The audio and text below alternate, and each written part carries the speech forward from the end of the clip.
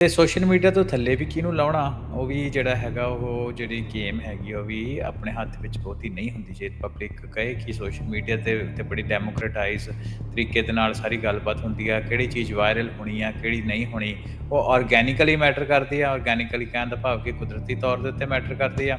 ਤੇ ਉਹ ਗੱਲ ਮੈਨੂੰ ਲੱਗਦਾ ਕਿ ਆਪਣੇ ਸਰੋਤਿਆਂ ਨੂੰ ਆਪਾਂ ਦੱਸਦੇ ਜਾਈਏ ਕਿ ਇੱਦਾਂ ਦੀ ਕੋਈ ਗੱਲ ਨਹੀਂ ਹੁੰਦੀ। ਜੇ ਕਾਫੀ ਜਿਹੜੇ ਐਕਟਰ ਹੁੰਦੇ ਆ ਉਹਦੇ ਵਿੱਚ ਮੈਟਰ ਕਰਦੇ ਆ, ਖਾਸ ਤੌਰ ਦੇ ਉੱਤੇ ਜਿਹੜੇ ਲੋਕ ਸੋਸ਼ਲ ਮੀਡੀਆ ਨੂੰ ਕੰਟਰੋਲ ਕਰਦੇ ਆ। ਉਹਦੇ ਵਿੱਚ ਉਹ ਨੇਸ਼ਨ ਸਟੇਟਸ ਵੀ ਹੋ ਸਕਦੀਆਂ, ਉਹਦੇ ਵਿੱਚ ਉਹ ਕੰਪਨੀਜ਼ ਵੀ ਹੋ ਸਕਦੀਆਂ, ਤੇ ਉਹਦੇ ਵਿੱਚ ਜਿਹੜੇ ਸੈਮਾਈ ਗਵਰਨਮੈਂਟ ਐਕਟਰ ਜਿਹੜੇ ਹੁੰਦੇ ਆ ਉਹ ਵੀ ਹੋ ਸਕਦੇ ਆ, ਤੇ ਉਹਦੇ ਵਿੱਚ ਪੈਸੇ ਵਾਲੇ ਲੋਕ ਵੀ ਹੋ ਸਕਦੇ, ਕਿਉਂਕਿ ਤੁਸੀਂ ਪੇ ਕਰਕੇ ਵੀ ਚੀਜ਼ਾਂ ਨੂੰ ਵਾਇਰਲ ਕਰ ਸਕਦੇ ਹੋ। ਸੋਸ਼ਲ ਮੀਡੀਆ ਸਕਰੋਲਿੰਗ ਕਰਨੀ, ਰੀਲਾਂ ਦੇਖਣੀਆਂ, ਇਹ ਤੁਹਾਡੀ ਕੋਗਨੀਟਿਵ ਐਬਿਲਿਟੀ ਨੂੰ ਬਹੁਤ ਇੰਪੈਕਟ ਕਰਦਾ। ਕੋਗਨੀਟਿਵ ਐਬਿਲਿਟੀ ਮੈਂ ਦੱਸਦਾ ਕੀ ਹੁੰਦੀ ਹੈ ਕਿ ਜਿੱਦਾਂ ਆਪਾਂ ਕੋਈ ਚੀਜ਼ ਨੂੰ ਪਲਾਨ ਕਰਕੇ ਸਟ੍ਰੈਟੇਜਿਕਲੀ ਸੋਚ ਕੇ ਉਹਦੇ ਪ੍ਰੋ ਕੌਨਸ ਨੂੰ ਚੀਜ਼ਾਂ ਨੂੰ ਲੈ ਕੇ ਹੈ ਨਾ ਉਹਨੂੰ ਐਨਾਲਿਸਿਸ ਕਰਨ ਦੀ ਕੋਸ਼ਿਸ਼ ਕਰਦੇ ਹਾਂ ਚੀਜ਼ਾਂ ਨੂੰ, ਉਹ ਜਦੋਂ ਆਪਾਂ ਬਾਰ-ਬਾਰ ਆਪਾਂ ਦੇਖਦੇ ਹਾਂ ਤੇ ਜਿਹੜਾ ਬ੍ਰੇਨ ਦਾ ਕਾਰਟੈਕਸ ਹੁੰਦਾ ਉਹਦੇ 'ਤੇ ਇੰਪੈਕਟ ਹੋਣ ਕਰਕੇ ਜਿਹੜੀ ਉਹ ਵਾਲੀ ਐਬਿਲਿਟੀ ਆ ਵੀ ਚੀਜ਼ਾਂ ਨੂੰ ਚੰਗੀ ਤਰ੍ਹਾਂ ਸਮਝਣ ਦੀ, ਵਿਚਾਰਨ ਦੀ, ਸਟ੍ਰੈਟੇਜਾਈਜ਼ ਕਰਨ ਦੀ ਜਿਹੜੀ ਸਮਰੱਥਾ ਹੁੰਦੀ ਆ, ਉਹ ਸਾਇੰਸ ਨੇ ਇਹ ਦੱਸਿਆ ਕਿ ਉਹ ਸੋਸ਼ਲ ਮੀਡੀਆ ਦੀ ਇੱਕ ਜ਼ਿਆਦਾ ਯੂਜ਼ੇਜ ਨਾਲ ਘਟੀ ਆ। ਪੰਜਾਬੀ ਰੇਡੀਓ USA ਸੁਣ ਰਹੇ, ਪੰਜਾਬੀ TV USA ਦੇਖ ਰਹੇ ਸਾਡੇ ਸਾਰੇ ਅਤੇ ਸਰੋਤਿਆਂ ਅਤੇ ਦਰਸ਼ਕਾਂ ਨੂੰ ਜੀ ਆਇਆਂ ਨੂੰ, ਸਭ ਨੂੰ ਪਿਆਰ ਭਰੀ ਸਤਿ ਸ੍ਰੀ ਅਕਾਲ। ਪੰਜਾਬੀ ਟੈਕ ਟਾਕ ਲੈ ਕੇ ਹਾਜ਼ਰ ਹੋ ਚੁੱਕੇ ਹਾਂ। ਮੈਂ ਰਾਜਕਨਵੀਰ ਸਿੰਘ, ਜੁੜ ਚੁੱਕੇ ਨੇ ਮੇਰੇ ਨਾਲ ਇਸ ਮੌਕੇ ਹਰਵਿੰਦਰ ਸਿੰਘ ਕੰਗ। ਹਰਵਿੰਦਰ ਜੀ ਆਇਆਂ ਨੂੰ ਸਵਾਗਤ ਹੈ, ਸਤਿ ਸ੍ਰੀ ਅਕਾਲ ਜੀ। ਸਤਿ ਸ਼੍ਰੀ ਅਕਾਲ, ਰਾਜਕਨਵੀਰ ਸਿੰਘ ਤੇ ਪੰਜਾਬੀ ਰੇਡੀਓ USA ਸੁਣਨ ਵਾਲੇ, ਪੰਜਾਬੀ TV ਵੇਖ ਰਹੇ ਸਾਡੇ ਸਾਰੇ ਮਾੜੇ ਸਰੋਤੇ ਤੇ ਵਿਊਅਰਸ ਦਾ ਨਿੱਘਾ ਜੀ ਆਖਦੇ ਆ ਪ੍ਰੋਗਰਾਮ ਪੰਜਾਬੀ ਟੈਕ ਟਾਕ ਦੇ ਵਿੱਚ, ਜਿਹਦੇ ਵਿੱਚ ਅਸੀਂ ਟੈਕਨੋਲੋਜੀ ਦੀਆਂ ਗੱਲਾਂ ਬਾਤਾਂ ਕਰਦੇ ਹਾਂ। ਟੈਕਨੋਲੋਜੀ ਦੀ ਦੁਨੀਆ ਵਿੱਚ ਕੀ ਚੱਲ ਰਿਹਾ, ਆਰਟੀਫਿਸ਼ੀਅਲ ਇੰਟੈਲੀਜੈਂਸ ਦੇ ਮਾਮਲੇ 'ਚ, ਸਾਈਬਰ ਸਿਕਿਉਰਿਟੀ ਤੇ ਹੋਰ ਟੈਕਨੋਲੋਜੀ ਦੇ ਵੱਖ-ਵੱਖ ਪੱਖਾਂ ਨੂੰ ਆਪਾਂ ਅੰਡਰਸਟੈਂਡ ਕਰਨ ਦੀ ਕੋਸ਼ਿਸ਼ ਕਰਦੇ ਹਾਂ, ਤੇ ਉਹਨਾਂ ਦੀ ਸਾਡੀ ਅੰਡਰਸਟੈਂਡ ਕਰਨ ਦੇ ਪਿੱਛੇ ਮਨਸ਼ਾ ਇਹ ਹੁੰਦੀ ਆ ਕਿ ਉਹਨਾਂ ਨੂੰ ਸਮਝੀਏ ਕਿ ਸਾਡੇ ਬਿਜ਼ਨਸਿਸ ਉੱਤੇ ਤੇ ਸਾਡੀ ਨਿੱਜੀ ਜ਼ਿੰਦਗੀ ਉੱਤੇ ਇਹਦਾ ਕੀ ਪ੍ਰਭਾਵ ਆ, ਤੇ ਆਉਣ ਵਾਲੇ ਟਾਈਮ ਦੇ ਵਿੱਚ ਇਹ ਕੀ ਪ੍ਰਭਾਵ ਪਾਉਣਗੇ। ਸੋ ਉਹਨਾਂ ਨੂੰ ਇਹ ਕੁਛ ਜਿਹੜੀਆਂ ਕੁੰਡੀਆਂ ਹੈਗੀਆਂ ਨੂੰ ਖੋਲ੍ਹਣ ਦੇ ਵਾਸਤੇ ਸਾਡੀ ਇਹ ਕੋਸ਼ਿਸ਼ ਹੁੰਦੀ ਹੈ ਕਿ ਸਿੱਧ ਸਪਸ਼ਟ ਪੰਜਾਬੀ ਦੇ ਵਿੱਚ ਆਪਾਂ ਜਿਹੜੀ ਗੱਲਬਾਤ ਆ ਉਹ ਕਰੀਏ ਟੈਕਨੋਲੋਜੀ ਦੀ, ਤਾਂ ਕਿ ਜਿਹੜੀ ਗੱਲਬਾਤ ਆਪਣੇ ਲੋਕਾਂ ਤੱਕ ਪਹੁੰਚੇ ਤੇ ਜੋ ਫਿਊਚਰ ਵਿੱਚ ਟੈਕਨੋਲੋਜੀ ਦਾ ਆ ਰਿਹਾ ਉਹਦਾ ਉਹ ਵੱਧ ਤੋਂ ਵੱਧ ਲਾਹਾ ਲੈ ਸਕਣ। ਜੀ ਜੀ।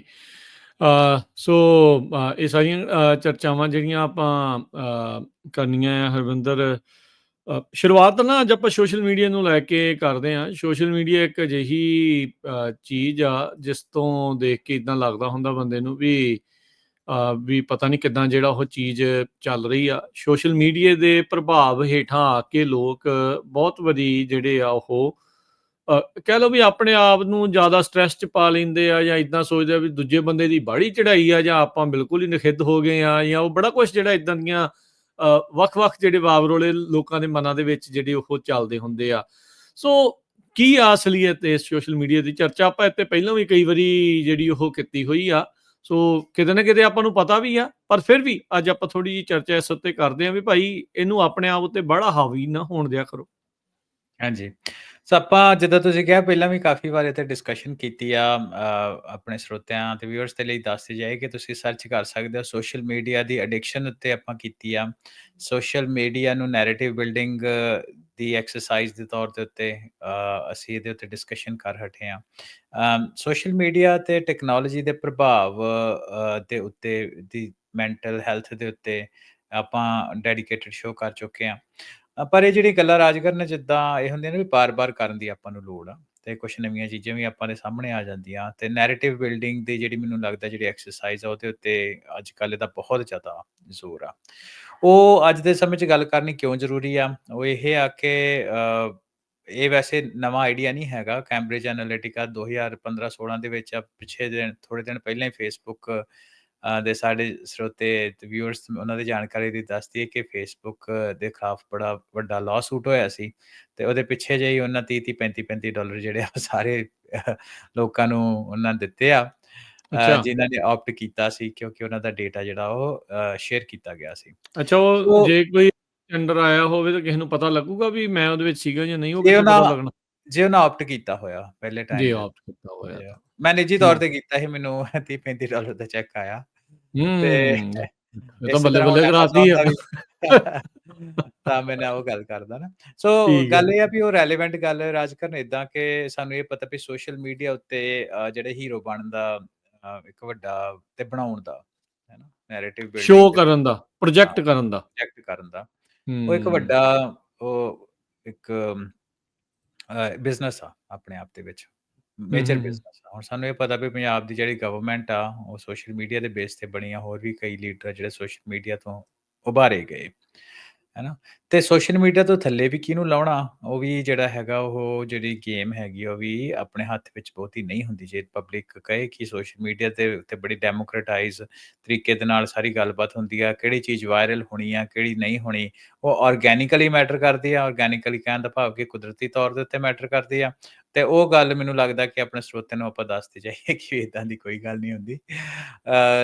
ਜੇ ਕਾਫ਼ੀ ਜਿਹੜੇ ਐਕਟਰ ਹੁੰਦੇ ਆ, ਉਹਦੇ ਵਿੱਚ ਮੈਟਰ ਕਰਦੇ ਆ। ਖ਼ਾਸ ਤੌਰ ਦੇ ਉੱਤੇ ਜਿਹੜੇ ਲੋਕ ਸੋਸ਼ਲ ਮੀਡੀਆ ਨੂੰ ਕੰਟਰੋਲ ਕਰਦੇ ਆ, ਉਹਦੇ ਵਿੱਚ ਉਹ ਨੇਸ਼ਨ ਸਟੇਟਸ ਵੀ ਹੋ ਸਕਦੀਆਂ, ਉਹਦੇ ਵਿੱਚ ਉਹ ਕੰਪਨੀਜ਼ ਵੀ ਹੋ ਸਕਦੀਆਂ, ਤੇ ਉਹਦੇ ਵਿੱਚ ਜਿਹੜੇ ਸੈਮਾਈ ਗਵਰਨਮੈਂਟ ਐਕਟਰ ਜਿਹੜੇ ਹੁੰਦੇ ਆ, ਉਹ ਵੀ ਹੋ ਸਕਦੇ ਆ, ਤੇ ਉਹਦੇ ਵਿੱਚ ਪੈਸੇ ਵਾਲੇ ਲੋਕ ਵੀ ਹੋ ਸਕਦੇ, ਕਿਉਂਕਿ ਤੁਸੀਂ ਪੇ ਕਰਕੇ ਵੀ ਚੀਜ਼ਾਂ ਨੂੰ ਵਾਇਰਲ ਕਰ ਸਕਦੇ ਹੋ। ਹੂੰ, ਹੂੰ, ਸੋ ਹੂੰ, ਸੋਸ਼ਲ ਮੀਡੀਆ ਦਾ 2 ਕੁ ਚੀਜ਼ਾਂ ਜਿਹੜੀਆਂ ਆਪਾਂ ਅੱਜ ਦੇ ਟਾਕ ਸ਼ੋਅ ਦੇ ਵਿੱਚ ਹੈ ਨਾ ਆਪਾਂ ਪਲਾਨ ਕਰਦੇ ਸੀ ਸ਼ੇਅਰ ਕਰਨ ਦਾ। ਇੱਕ ਤਾਂ ਆਪਾਂ ਨੈਰੇਟਿਵ ਬਿਲਡਿੰਗ ਦੇ ਉੱਤੇ ਗੱਲ ਕਰੀਏ ਤੇ ਸਿੱਧੇ ਤੌਰ ਦੇ ਉੱਤੇ ਇਹ ਕਹੀਏ ਵੀ ਜੋ ਤੁਸੀਂ ਸੋਸ਼ਲ ਮੀਡੀਆ ਉੱਤੇ ਦੇਖ ਰਹੇ ਹੁੰਦੇ ਹੋ, ਜ਼ਰੂਰੀ ਨਹੀਂ ਕਿ ਉਹ ਰਿਐਲਿਟੀ ਹੋਵੇ। ਸੋ ਆਪਣੇ ਜਿਹੜੇ ਫੈਕਟਸ ਆ ਉਹ ਡਬਲ ਚੈੱਕ ਕਰ ਲਿਆ ਕਰੋ। ਅੱਜ-ਕੱਲ੍ਹ ਵੈਸੇ ਵੀ ਥੋੜਾ ਏਆਈ ਦਾ ਜ਼ਮਾਨਾ ਵਾ, ਏਆਈ ਦੇ ਯੁੱਗ ਬਹੁਤ ਤਗੜਾ। ਜੀ, ਹੈ ਨਾ? ਹੂੰ, ਮੈਂ ਦੇਖ ਰਿਹਾ ਸੀ ਕੁਛ ਵੀਡੀਓਜ਼ ਬੰਦਿਆਂ ਦੀ ਏਦਾਂ ਦੀ ਬਣਾਈਆਂ ਹੋਈਆਂ ਜਿਹੜੇ ਤੁਸੀਂ ਆਮ ਜ਼ਿੰਦਗੀ ਦੇ ਵਿੱਚ ਕਹਿ ਹੀ ਨਹੀਂ ਸਕਦੇ। ਦੇਖ ਕੇ ਸਿਰਫ਼ ਉਹਨੂੰ ਵੀਡੀਓ ਨੂੰ ਦੇਖ ਕੇ ਵੀ ਇਹ ਝੂਠ ਹੋਊਗਾ। ਹੂੰ, ਸੋ ਹੂੰ, ਹੂੰ, ਆਰਟੀਫੀਸ਼ੀਅਲ ਇੰਟੈਲੀਜੈਂਸ ਦੇ ਟਾਈਮ ਦੇ ਉੱਤੇ ਕਿੰਨੀਆਂ ਰਿਸਰਚ ਆਪਾਂ ਦੇ ਟਾਈਮ ਦੇ ਉੱਤੇ ਬਾਹਰ ਆ ਰਹੀਆਂ ਦਿਨੋ-ਦਿਨ। ਈਵਨ ਕੱਲ੍ਹ ਦੀ ਗੱਲ ਹੀ ਆ, ਪਰਸੋਂ ਦੀ ਆ, ਵੀਕਐਂਡ ਦੀ ਗੱਲ ਆ, ਜਿਹਦੇ ਵਿੱਚ ਨੋਬਲ ਪ੍ਰਾਈਜ਼ ਵਿਨਰਸ ਆ, ਉਹਨਾਂ ਵੀ ਇੱਕ ਵੱਡੀ ਚਿੰਤਾ ਜ਼ਾਹਰ ਕੀਤੀ ਹੈ ਕਿ ਜੋ ਕੁਛ ਸੋਸ਼ਲ ਮੀਡੀਆ ਉੱਤੇ ਵੀਆ ਏਆਈ ਆ ਰਿਹਾ ਵਾ, ਉਹਦੇ ਉੱਤੇ ਆਪਾਂ ਨੂੰ ਕੁਛ ਨਾ ਕੁਛ ਕਰਨ ਦੀ ਲੋੜ ਆ, ਨਹੀਂ ਤੇ ਆਪਾਂ ਸਹੀ ਪਾਸੇ ਨੂੰ ਨਹੀਂ ਜਾ ਰਹੇ।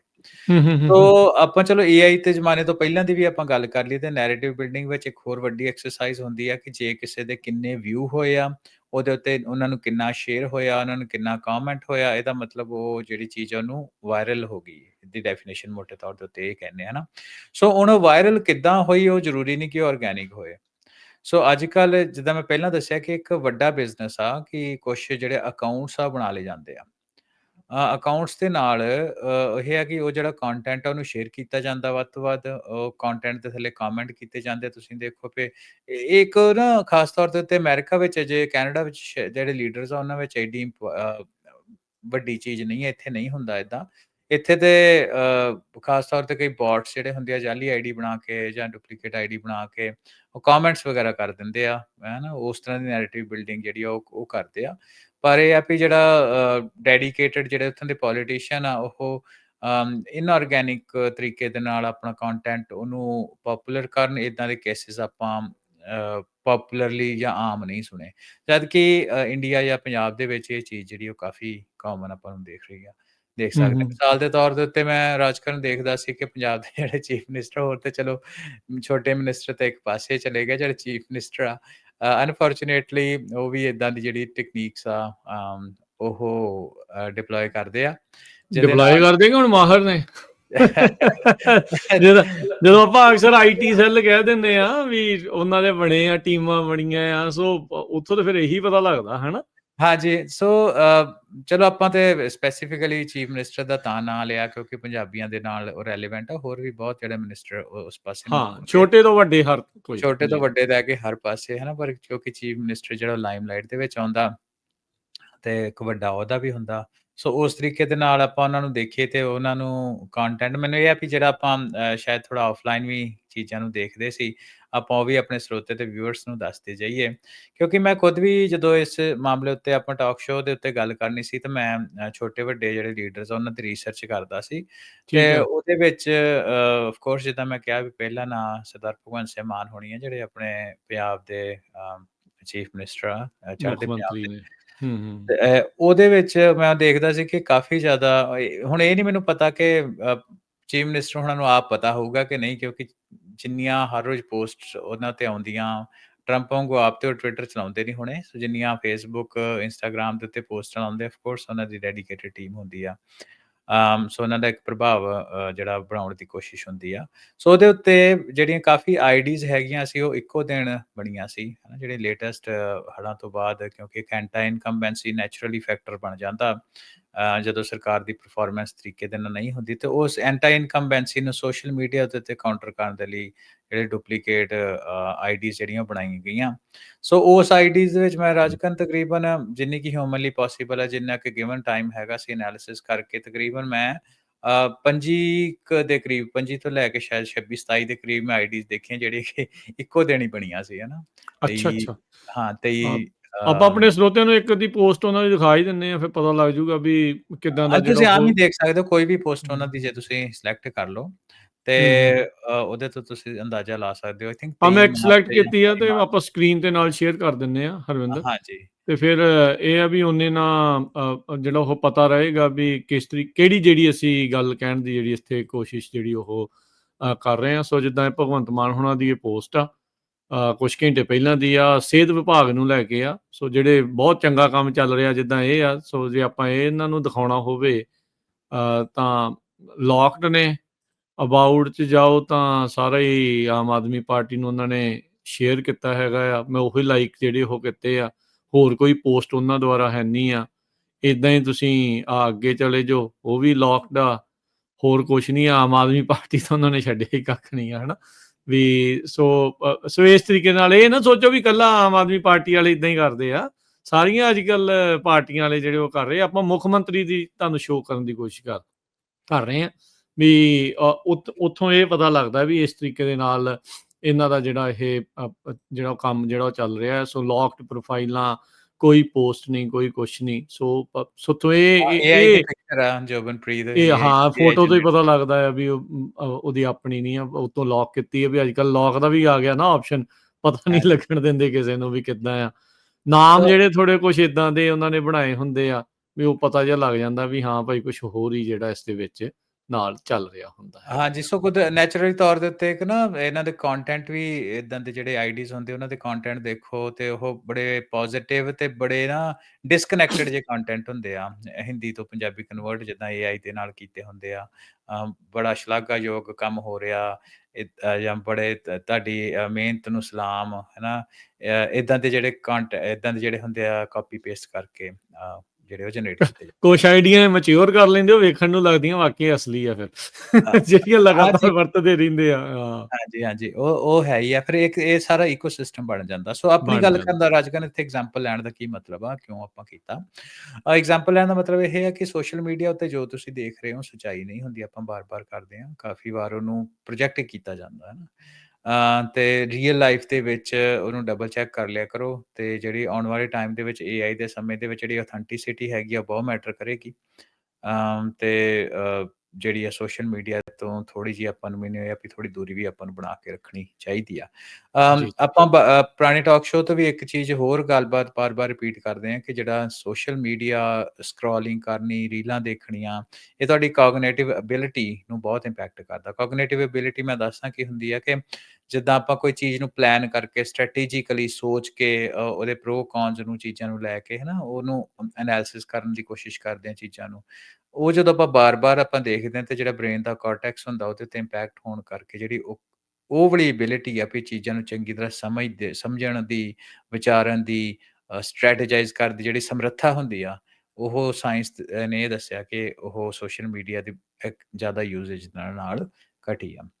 ਆਉਣ ਵਾਲੇ ਜੀ, ਟਾਈਮ ਦੇ ਵਿੱਚ ਤਾਂ ਸਾਨੂੰ ਇਹ ਚੀਜ਼ ਦਾ ਬਹੁਤ ਇੰਪੋਰਟੈਂਟ ਆ ਕਿ ਜਿਹੜਾ ਫ਼ੋਨ ਆਪਣੇ ਤੋਂ ਦੂਰ ਰੱਖੀਏ, ਸੋਸ਼ਲ ਮੀਡੀਆ ਨੂੰ ਰਾਤੀ ਸੌਣ ਤੋਂ ਪਹਿਲਾਂ 3-4 ਘੰਟੇ ਪਹਿਲਾਂ ਤੇ ਉੱਠਦਿਆਂ ਸਾਰ ਆਪਾਂ ਸੋਸ਼ਲ ਮੀਡੀਆ ਤੋਂ ਜਿੰਨਾ ਦੂਰੀ ਆਪਾਂ ਬਣਾ ਸਕੀਏ, ਓਨੀ ਸਾਡੇ ਲਈ ਚੰਗੀ ਆ। ਸਿਹਤ ਵਾਸਤੇ ਵੀ ਚੰਗੀ ਆ, ਤੇ ਆਪਣੀ ਪਰਿਵਾਰਕ ਜ਼ਿੰਦਗੀ ਨੂੰ ਖੁਸ਼ਹਾਲ ਬਣਾਉਣ ਵਾਸਤੇ ਵੀ ਚੰਗੀ ਹੈ, ਕਿਉਂਕਿ ਸੋਸ਼ਲ ਮੀਡੀਆ ਇਕੱਲਾ ਬ੍ਰੇਨ ਡਰੇਨ ਨਹੀਂ ਆ, ਇਹ ਤੁਹਾਡਾ ਫੈਮਿਲੀ ਟਾਈਮ ਡਰੇਨ ਵੀ ਆ, ਬਹੁਤ ਜ਼ਿਆਦਾ।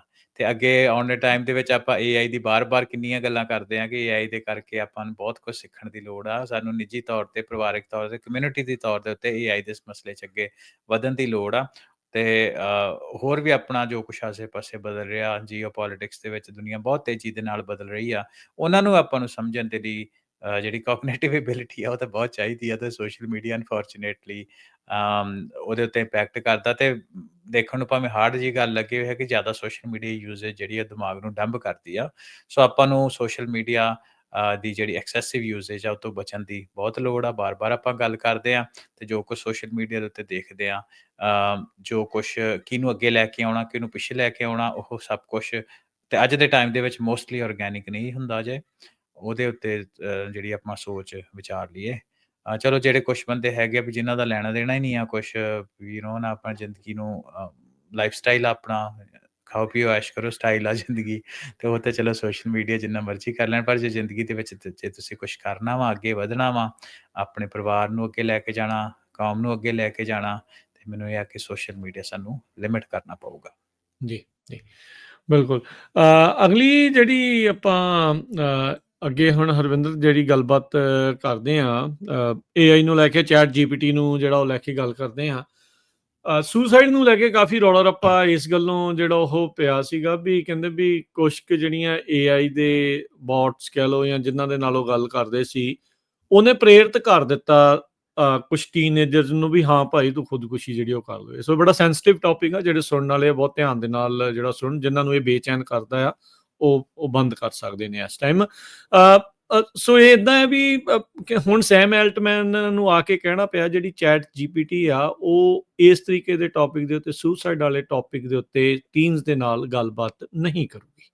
ਬਿਲਕੁਲ ਰਾਜਕਰਨ, ਇੱਕ ਵਾਰੀ ਨਹੀਂ ਬਾਰ-ਬਾਰ ਇੰਸੀਡੈਂਟ ਹੋ ਗਿਆ। ਮੈਂ ਘੱਟੋ ਘੱਟ 5 ਇੰਸੀਡੈਂਟ ਏਦਾਂ ਦੇ ਸੁਣੇ ਆ, ਹੋਰ ਵੀ ਹੋਣਗੇ ਜੇ ਤੁਸੀਂ ਸੋਸ਼ਲ ਮੀਡੀਆ ਉੱਤੇ ਸੌਰੀ ਇੰਟਰਨੈਟ ਉੱਤੇ ਸਰਚ ਮਾਰੋਗੇ ਤੇ ਉਹਦੇ ਵਿੱਚ ਜਦੋਂ ਬਾਰ-ਬਾਰ ਚੈਟ ਜੀਪੀਟੀ, ਕਿਉਂਕਿ ਐਪ ਬਹੁਤ ਜ਼ਿਆਦਾ ਪੋਪੂਲਰ ਆ, ਟੈਨਸ ਆਫ ਮਿਲੀਅਨਸ ਲੋਕ, ਹੰਡਰਡਸ ਆਫ ਮਿਲੀਅਨ ਜਿਹੜੇ ਲੋਕ ਆ ਉਹ ਚੈਟ ਜੀਪੀਟੀ ਨੂੰ ਅੱਜ ਦੇ ਟਾਈਮ ਵਰਤਦੇ ਆ, ਤੇ ਆਪਾਂ ਨੂੰ ਇਹ ਪਤਾ ਵੀ ਸੋਸ਼ਲ ਮੀਡੀਆ ਉੱਤੇ ਭਾਵੇਂ ਕਿ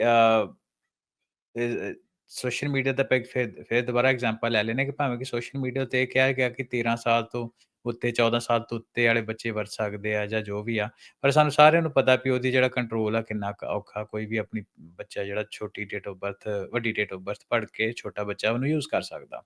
ਤੇ ਜਿਹੜੇ ਸੋਸ਼ਲ ਮੀਡੀਆ ਉੱਤੇ ਅਸੀਂ ਵੇਖਿਆ ਕਿ ਬੱਚੇ ਰੀਲਾਂ ਦੇਖਦੇ 8-8, 9-9 ਸਾਲ ਦੇ ਜਿਹੜੇ ਆ ਉਹ ਐਡਿਕਟ ਹੋ ਰਹੇ ਆ। ਸੋ ਉਹਨੂੰ ਬਾਈਪਾਸ ਕਰਨਾ ਕੋਈ ਬੜਾ ਹੀ ਸੌਖਾ ਕੰਮ ਸੀ। ਸੋ ਆ ਜਿਹੜੀ ਹੁਣ ਇਹਦਾ ਰੌਲਾ ਪਿਆ, ਆਫ ਕੋਰਸ ਪੈਣਾ ਹੀ ਸੀ ਕਿਉਂਕਿ ਵੱਡੀ ਚੀਜ਼ ਆ ਸੁਸਾਈਡ ਬਾਰੇ ਕਹਿਣਾ, ਹੈ ਨਾ? ਤੇ ਉਹਦੇ ਵਾਸਤੇ ਯੂਐਸ ਸੈਨੇਟ ਦੇ ਵਿੱਚ ਜਿਹੜੀ ਆ ਹੀਅਰਿੰਗ ਹੋਣ ਜਾ ਰਹੀ ਹੈ ਇਸ ਮੰਥ, ਜਿਹੜੀ ਆ ਸੈਮ ਐਲਟਮੈਨ ਦੀ। ਸੋ ਉਹਦੇ ਵਿੱਚ ਉਹ ਤੋਂ ਅਹੈਡ ਆਫ ਦੈਟ ਹੀਅਰਿੰਗ ਉਹਨੇ ਇਹ ਕਿਹਾ ਕਿ ਜਿਹੜਾ ਚੈਟ ਜੀਪੀਟੀ ਆ ਉਹ ਸੁਸਾਈਡ ਤੇ ਸੈਲਫ ਹਾਰਮ ਦੀ ਡਿਸਕਸ਼ਨ ਜਿਹੜੇ ਟੀਨ ਯੂਜ਼ਰਸ ਦੇ ਨਾਲ ਉਹ ਨਹੀਂ ਕਰੇਗਾ। ਜਦੋਂ ਕਿ ਹੋਰ ਇਹਦੇ ਨਾਲ-ਨਾਲ ਇੱਥੇ ਹੀ ਬਸ ਨਹੀਂ, ਉਹਦੇ ਵਿੱਚ ਉਹਨੇ ਇਹ ਕਿਹਾ ਕਿ ਜਿਹੜੇ ਇੱਕ ਸੈਪਰੇਟ ਅੰਡਰਰੇਟਿੰਗ ਤੇ ਅਡਲਟ ਐਕਸਪੀਰੀਅੰਸ ਜਿਹੜਾ ਵਾ ਉਹ ਓਪਨ ਏਆਈ ਪਲਾਨ ਕਰਦਾ ਪਿਆ ਆਉਣ ਵਾਲੇ ਸਿਸਟਮ ਦੇ ਵਿੱਚ, ਜਿਹਦੇ ਵਿੱਚ ਉਹ ਏਜ ਦੀ ਪ੍ਰੈਡਿਕਸ਼ਨ ਕਰ ਲੈਣਗੇ ਬੇਸਡ ਔਨ ਦ ਕਨਵਰਸੇਸ਼ਨ। ਉਹਨਾਂ ਦੀ ਅੱਛਾ। ਵੱਧ ਤੋਂ ਵੱਧ ਕੋਸ਼ਿਸ਼ ਹੋਏਗੀ।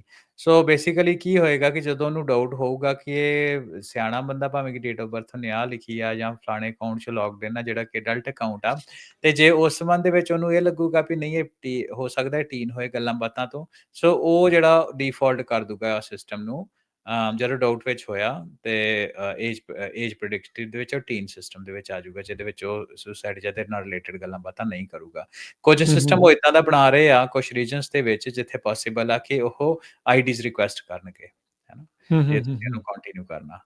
ਤੇ ਉਹਦੇ ਵਿੱਚ ਤੇ ਉਹਦੇ ਤੋਂ ਵੀ ਅੱਗੇ ਜਾਂਦੇ ਹੋਏ ਜਿਹੜਾ ਅਗਲਾ ਆਈਡੀਆ ਉਹ ਰਹਿਣ ਡਿਆ ਵੀ ਆਪਾਂ ਇਹਦੇ ਉੱਤੇ ਹੋਰ ਇੱਕ ਸਿਕਿਉਰਿਟੀ ਦੀ ਲੇਅਰ ਲਾਵਾਂਗੇ, ਜਿਹਦੇ ਵਿੱਚ ਇਹ ਹੋਊਗਾ ਕਿ ਜੇ ਟੀਨਸ ਅਟੈਂਪਟ ਕਰਨਗੇ ਕੋਈ ਏਦਾਂ ਦੀ ਗੱਲਬਾਤ ਜਿਹੜੀ ਸੈਲਫ ਹਾਰਮ ਦੇ ਨਾਲ ਰਿਲੇਟਡ ਹੋਊਗੀ, ਤੇ ਉਹਨਾਂ ਕੋਲ ਪ੍ਰੋਵੀਜ਼ਨ ਰੱਖਣਾ ਚਾਹੁੰਦੇ ਆ ਕਿ ਉਹਨਾਂ ਦੇ ਪੇਰੈਂਟਸ ਨੂੰ ਜਾਂ ਜੇ ਪਰਮਿਸ਼ਨ ਹੋਏ ਉਹਨਾਂ ਨੂੰ ਤੇ ਉਹ ਅਥਾਰਟੀਜ਼ ਨੂੰ ਸਿੱਧਾ ਸੰਪਰਕ ਕਰ ਸਕਦੇ ਆ। ਇਹ ਤੋਂ ਅਲੱਗਾ ਉਹ ਜਿਹੜੇ ਓਪਨ ਏਆਈ ਜਿਹੜੇ ਆ ਉਹ ਪੈਰੈਂਟਲ ਕੰਟਰੋਲ ਲਾਗੂ ਕਰਨ ਜਾ ਰਹੇ ਆ, ਜਿਹਦੇ ਵਿੱਚ ਉਹ ਡਿਸੇਬਲ ਕਰ ਦੇਣਗੇ ਹਿਸਟਰੀ, ਮੈਮਰੀ ਨੂੰ ਟੀਨਸ ਦੇ ਵਾਸਤੇ, ਤੇ ਡਿਸਟ੍ਰੈਸ ਨੋਟੀਫਿਕੇਸ਼ਨਸ ਨੂੰ, ਤੇ ਇਹ ਸਾਰੀਆਂ ਗੱਲਾਂ ਬਾਤਾਂ ਜਿਹੜੀਆਂ ਉਹ ਬੇਸਿਕਲੀ ਹੁਣ ਕਰਨ ਜਾ ਰਹੇ ਆ। ਸੋ ਰਾਜਕਾਰਨ ਦੇ ਵਿੱਚ ਇਹ ਆ ਕਿ ਇਹ ਜਿਹੜਾ ਸਭ ਕੁਛ ਆ ਇਹਨਾਂ ਨੂੰ ਕਰਨਾ ਹੀ ਪੈਣਾ ਸੀ ਕਿਉਂਕਿ ਉਹਨਾਂ ਦੇ ਖਿਲਾਫ ਇੱਕ ਲਾਅ ਸੂਟ ਹੋਇਆ ਪਿੱਛੇ ਜਿਹੇ, ਜਿਹਤੇ ਆਪਾਂ ਗੱਲ ਕੀਤੀ ਸੈਨੇਟ ਦੇ ਵਿੱਚ ਹੀਅਰਿੰਗ ਵੀ ਆ। ਤੇ ਉਹ ਇਹ ਆ ਕਿ ਕੋਈ ਟੀਨ ਦੀ ਇਹਦੇ ਨਾਲ ਇਹ ਮੰਨਿਆ ਜਾ ਰਿਹਾ, ਸੋ ਮੇਰੇ ਕੋਲ ਡੇਟਾ ਨਹੀਂ ਹੈਗਾ ਪਰ ਇਹ ਮੰਨਿਆ ਜਾ ਰਿਹਾ ਕਿ ਜਿਹੜੀ ਟੀਨ ਨੇ ਇੱਕ ਸੁਸਾਈਡ ਕੀਤੀ ਸੀ ਇਨਫਲੂਐਂਸਡ ਬਾਈ ਚੈਟ ਜੀਪੀਟੀ। ਹੂੰ, ਹੂੰ, ਹੂੰ, ਹੂੰ, ਹੂੰ। ਹੈ ਨਾ। ਸੋ ਅਗੇਨ ਆਪਾਂ ਵੇਖੋ ਘਰ ਵਿੱਚ ਰਹਿੰਦੇ ਆ ਸਾਰੇ ਜਾਣੇ, ਬੱਚਿਆਂ ਦਾ ਖਾਸ ਤੌਰ ਦੇ ਉੱਤੇ ਟੀਨੇਜਰ ਦਾ ਧਿਆਨ ਰੱਖੋ। ਟੈਕਨੋਲੋਜੀ ਦੀ ਜਿਹੜੀ ਐਕਸੈਸ ਆ, ਇਹ ਜਿਹੜੀ ਖੁੱਲੀ ਐਕਸੈਸ ਆ ਬਹੁਤੀ ਚੰਗੀ ਗੱਲ ਨਹੀਂ, ਭਾਵੇਂ ਆਪਾਂ ਟਾਕ ਸ਼ੋ ਟੈਕ ਦਾ ਕਰ ਰਹੇ ਆ, ਪਰ ਟੈਕ ਇੱਕ ਇਦਾਂ ਦਾ ਟੂਲ ਆ ਜਿਹੜਾ ਦੋ ਧਾਰੀ ਤਲਵਾਰ ਆ, ਜਿਹੜਾ ਕਿਸੇ ਪਾਸੇ ਨੂੰ ਵੀ ਜਾ ਸਕਦਾ। ਸੋ ਬੱਚਿਆਂ ਨੂੰ ਐਕਸੈਸ ਜਿਹੜੀ ਆ ਸੋਸ਼ਲ ਮੀਡੀਆ, ਇੰਟਰਨੈਟ ਤੇ ਇਦਾਂ ਦੇ ਟੂਲਸ ਦੀ ਆਪਾਂ ਨੂੰ ਜਿੱਥੇ ਇੱਕ ਪਾਸੇ ਆਪਾਂ ਵਧਾਉਣੀ ਆ ਕਿਉਂਕਿ ਉਹਨਾਂ ਦੀ ਅਵੇਅਰਨੈਸ ਹੋਏ, ਪਰ ਦੂਸਰੇ ਪਾਸੇ ਆਪਾਂ ਰੋਕਣੀ ਵੀ ਆ, ਤਾਂ ਕਿ ਉਹ ਇਦਾਂ ਦੀ ਕੋਈ ਸਟੈਪ ਜਿਹੜਾ ਉਹ ਨਾ ਚੁੱਕ ਸਕਣ। ਅੱਛਾ, ਇਹਦੇ ਵਿੱਚ ਹਰਵਿੰਦਰ ਹੁਣ ਜਿੱਦਾਂ ਤੁਸੀਂ ਇਹ ਜਿਹੜੀ ਗੱਲ ਕਰ ਰਹੇ ਆ ਵੀ ਅਵੇਅਰਨੈਸ ਵਧਾਉਣੀ ਵੀ ਆ, ਬਚਾਉਣੀ ਵੀ ਆ, ਪੇਰੈਂਟਲ ਕੰਟਰੋਲ।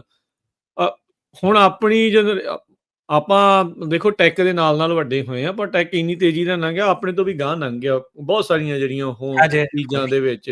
ਜਿਹੜਾ ਜਨਰੇਸ਼ਨਲ ਗੈਪ ਆ ਹੁਣ ਉਹ ਐਜੂਕੇਸ਼ਨ ਦਾ ਜਾਂ ਸਮਝ ਦਾ ਜਾਂ ਟਾਈਮ ਦਾ ਘੱਟ, ਤੇ ਹੁਣ ਟੈਕ ਦਾ ਕਰਕੇ ਜਿਹੜਾ ਜ਼ਿਆਦਾ ਵੱਡਾ ਇੱਕ ਜਨਰੇਸ਼ਨਲ ਗੈਪ ਆਪਾਂ ਨੂੰ ਜਿਹੜਾ ਉਹ ਨਜ਼ਰ ਆਉਂਦਾ।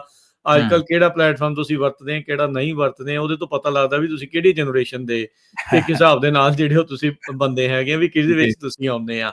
ਸੋ ਆਪਾਂ ਨੂੰ ਜਦੋਂ ਜਾਂ ਆਪਣੇ ਮਾਪਿਆਂ ਨੂੰ ਜਾਂ ਆਪਣੀ ਉਮਰ ਦੇ ਜਿਹੜੇ ਮਾਪੇ ਆ, ਜਦੋਂ ਉਹਨਾਂ ਨੂੰ ਉਹਨਾਂ ਟੀਨਏਜਰਸ ਦਾ ਜਦੋਂ ਪਤਾ ਨਹੀਂ ਲੱਗੂਗਾ ਵੀ ਉਹ ਕਿੱਥੇ ਆ, ਕਿਵੇਂ ਆ, ਉਹ ਪੈਰੈਂਟਲ ਕੰਟਰੋਲ ਦਾ ਕਿੱਦਾਂ ਜਿਹੜਾ ਹੋਊਗਾ। ਸੋ ਆਪਣੇ ਉੱਤੇ ਵੀ ਬਹੁਤ ਜ਼ਿਆਦਾ ਜ਼ਿੰਮੇਵਾਰੀ ਜਿਹੜੀ ਉਹ ਵੱਧ ਗਈ ਆ ਮਾਪਿਆਂ ਦੇ ਬੇਸ ਦੇ ਉੱਤੇ, ਜੀ ਉਸ ਐਂਗਲ ਤੋਂ ਗੱਲ ਕਰੀਏ ਤਾਂ। ਬਿਲਕੁਲ ਵੱਧ ਗਈ ਆ ਰਾਜਕਰਨ, ਪਰ ਮੈਨੂੰ ਇਹ ਨਹੀਂ ਲੱਗਦਾ ਕਿਉਂਕਿ ਆਪਾਂ ਹੁਣ ਜਦੋਂ ਆਪਾਂ ਟੈਕ ਦੇ ਵਿੱਚ ਹੀ ਕੰਮ ਕਰਦੇ ਆ, ਤੇ ਟੈਕ ਦੇ ਵਿੱਚ ਮੇਰੇ ਲਈ ਨਿੱਜੀ ਤੌਰ ਦੇ ਉੱਤੇ ਮੈਂ ਕਹਾਂ ਵੀ ਮੈਂ 8 ਤਰ੍ਹਾਂ ਦੀ ਸੋਸ਼ਲ ਮੀਡੀਆ ਐਪਸ ਨੂੰ ਅੰਡਰਸਟੈਂਡ ਕਰਾਂ, ਉਹ ਪੋਸੀਬਲ ਹੀ ਨਹੀਂ ਹੈ ਮੇਰੇ ਵਾਸਤੇ। ਤੇ ਉਹ ਜਿਹੜਾ ਸੋਲਿਊਸ਼ਨ ਆ, ਉਹ ਰੋਕਥਾਮ ਆ, ਉਹ ਉੱਥੇ ਨਹੀਂ ਆਉਣੀ ਵੀ ਆਪਾਂ ਟੂਲਸ ਨੂੰ ਅੰਡਰਸਟੈਂਡ ਕਰੀਏ, ਤੇ ਆਪਾਂ ਤੋਂ ਇੱਕ 10 ਸਾਲ ਹੋਰ ਉੱਪਰ ਵਾਲੀ ਜਨਰੇਸ਼ਨ ਦੇ ਉੱਤੇ ਚਲੇ ਜਾਈਏ, ਤੇ ਉਹਨਾਂ ਦੇ ਲਈ ਤੇ ਹੋਰ ਔਖਾ। ਉਹਨਾਂ ਲਈ ਬਿਲਕੁਲ ਹੀ ਔਖਾ, ਸਹੀ ਗੱਲ ਆ। ਕਿ ਸੋਸ਼ਲ ਮੀਡੀਆ ਨੂੰ ਕਿੱਦਾਂ ਦੇਖਣਾ, ਜਾਂ ਹੁਣ ਫੇਸਬੁੱਕ ਉੱਪਰ ਔਖੇ ਹੋ ਕੇ ਸਮਝ ਆਈ ਆ, ਹੁਣ ਸਨੈਪਚੈਟ ਨੂੰ ਕਿੱਦਾਂ ਐਨਾਲਾਈਜ਼ ਕਰਨਾ, ਜਾਂ ਉਹਦੇ ਪੈਰੈਂਟਲ ਕੰਟਰੋਲ ਕਿੱਦਾਂ ਪਾਉਣੇ, ਤੇ ਆਪਾਂ ਇਹ ਐਕਸਪੈਕਟ ਕਰੀਏ ਉਹਨਾਂ ਬੱਚਿਆਂ ਦੇ, ਉਹਨਾਂ ਉਸ ਉਮਰ ਦੇ ਪੇਰੈਂਟਸ ਨੂੰ, ਤੇ ਉਹ ਤੇ ਫਿਰ ਕੋਈ ਹੈ ਨਾ ਇਦਾਂ ਗੱਲ ਨਹੀਂ ਬਣਨੀ ਉਸ ਤਰ੍ਹਾਂ। ਜਿਹੜਾ ਦਾ ਹੱਲ ਮੇਰੇ ਅਕੋਰਡਿੰਗਲੀ ਰਾਜਕਰਨ, ਮੇਰੇ ਓਪੀਨੀਅਨ ਦੇ ਅਕੋਰਡਿੰਗਲੀ ਜਿਹੜਾ ਹੱਲ ਇਹਦਾ ਪਿਆ ਹੋਏਗਾ, ਜਿਹੜਾ ਆਪਣਾ ਟ੍ਰੈਡੀਸ਼ਨਲ ਰਵਾਇਤੀ ਇਨਫਰਾਸਟ੍ਰਕਚਰ ਹੈ ਹਰ ਇੱਕ ਕਲਚਰ ਦੇ ਵਿੱਚ ਹੁੰਦਾ, ਉਹ ਹੈਗਾ ਕਿ ਪਰਿਵਾਰ ਦੇ ਤੌਰ ਦੇ ਉੱਤੇ ਅਸੀਂ ਇਕੱਠੇ ਬੈਠੀਏ, ਹੈ ਨਾ, ਨਸ਼ਿਆਂ ਨੂੰ ਘਰ ਚੋਂ ਦੂਰ ਕਰੀਏ, ਜਿੱਥੇ ਪਰਿਵਾਰ ਦੇ ਵਿੱਚ ਗੱਲਾਂ ਬਾਤਾਂ ਹੁੰਦੀਆਂ ਉੱਥੇ ਬਹਿ ਕੇ ਉਹਨਾਂ ਨਾਲ ਗੱਲਾਂ ਬਾਤਾਂ ਕਰੀਏ।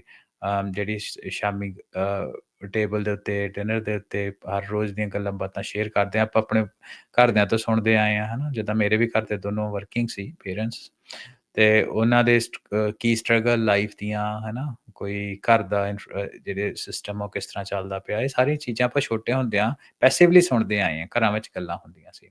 ਉਹ ਤੋਂ ਅਲੱਗਾ ਅੱਜ ਇੱਥੇ ਵਧੀਆ ਟਰੈਂਡ ਵੀ ਹੈਗਾ, ਹੈ ਨਾ, ਪਰ ਸਾਰੇ ਨਹੀਂ ਕਰਦੇ ਕਿ ਜੇ ਤੁਸੀਂ ਧਾਰਮਿਕ ਸਥਾਨਾਂ 'ਤੇ ਜਾਂਦੇ ਹੋ, ਗੁਰਦੁਆਰਾ ਸਾਹਿਬ ਜਾਂਦੇ ਹੋ, ਜਾਂ ਹੋਰ ਧਾਰਮਿਕ ਸਥਾਨਾਂ ਦੇ ਉੱਤੇ, ਮੰਦਿਰ ਦੇ ਉੱਤੇ ਜਾਂਦੇ ਹੋ, ਜਾਂ ਹੋਰ, ਹੈ ਨਾ, ਉਹਦੇ ਉੱਤੇ ਉਹ ਇੱਕ ਰੈਗੂਲਰ ਰੂਟੀਨ ਬਣਾਓ। ਜੇ ਘਰ ਵਿੱਚ ਤੁਸੀਂ ਪੂਜਾ ਪਾਠ ਨਿਤਨੇਮ ਕਰਦੇ ਹੋ, ਉਹਦਾ ਇੱਕ ਰੂਟੀਨ ਬਣਾਓ, ਜਿਹਦੇ ਵਿੱਚ ਤੁਹਾਡਾ ਬੇਸਿਕਲੀ ਸਾਰੀ ਗੱਲਾਂ ਕਰਨ ਦਾ ਮਤਲਬ ਹੈ ਵੀ ਨਿਆਣਿਆਂ ਦੇ ਨਾਲ ਕਮਿਊਨੀਕੇਸ਼ਨ ਤੇ ਕਨੈਕਸ਼ਨ ਬਣੇ, ਤੇ ਤਾਂ ਕਿ ਤੁਸੀਂ ਦੋਹੇ ਜਾਣੇ ਸੇਮ ਪੇਜ ਦੇ ਉੱਤੇ ਹੋਵੋ, ਤੇ ਉੱਥੇ ਆ ਕੇ ਮੈਨੂੰ ਲੱਗਦਾ ਕਿ ਨਿਆਣਿਆਂ ਨੂੰ ਥੋੜ੍ਹਾ ਜਿਹਾ ਸਮਝਾਉਣਾ ਸੌਖਾ ਹੋ ਜਾਂਦਾ, ਨਾ ਕਿ ਉਹਨਾਂ ਦੀ ਬਲੋਕੇਜ ਕਰਨੀ। ਤੁਸੀਂ ਅੱਜ ਇੱਥੇ ਬਲੋਕੇਜ ਕਰ ਦੋਗੇ ਇੰਟਰਨੈਟ ਦੇ ਉੱਤੇ, ਕਈ ਤਰ੍ਹਾਂ ਦੇ ਰਾਊਟਰ, ਹੈ ਨਾ, ਤੁਸੀਂ ਐਗਜ਼ੈਕਟਲੀ।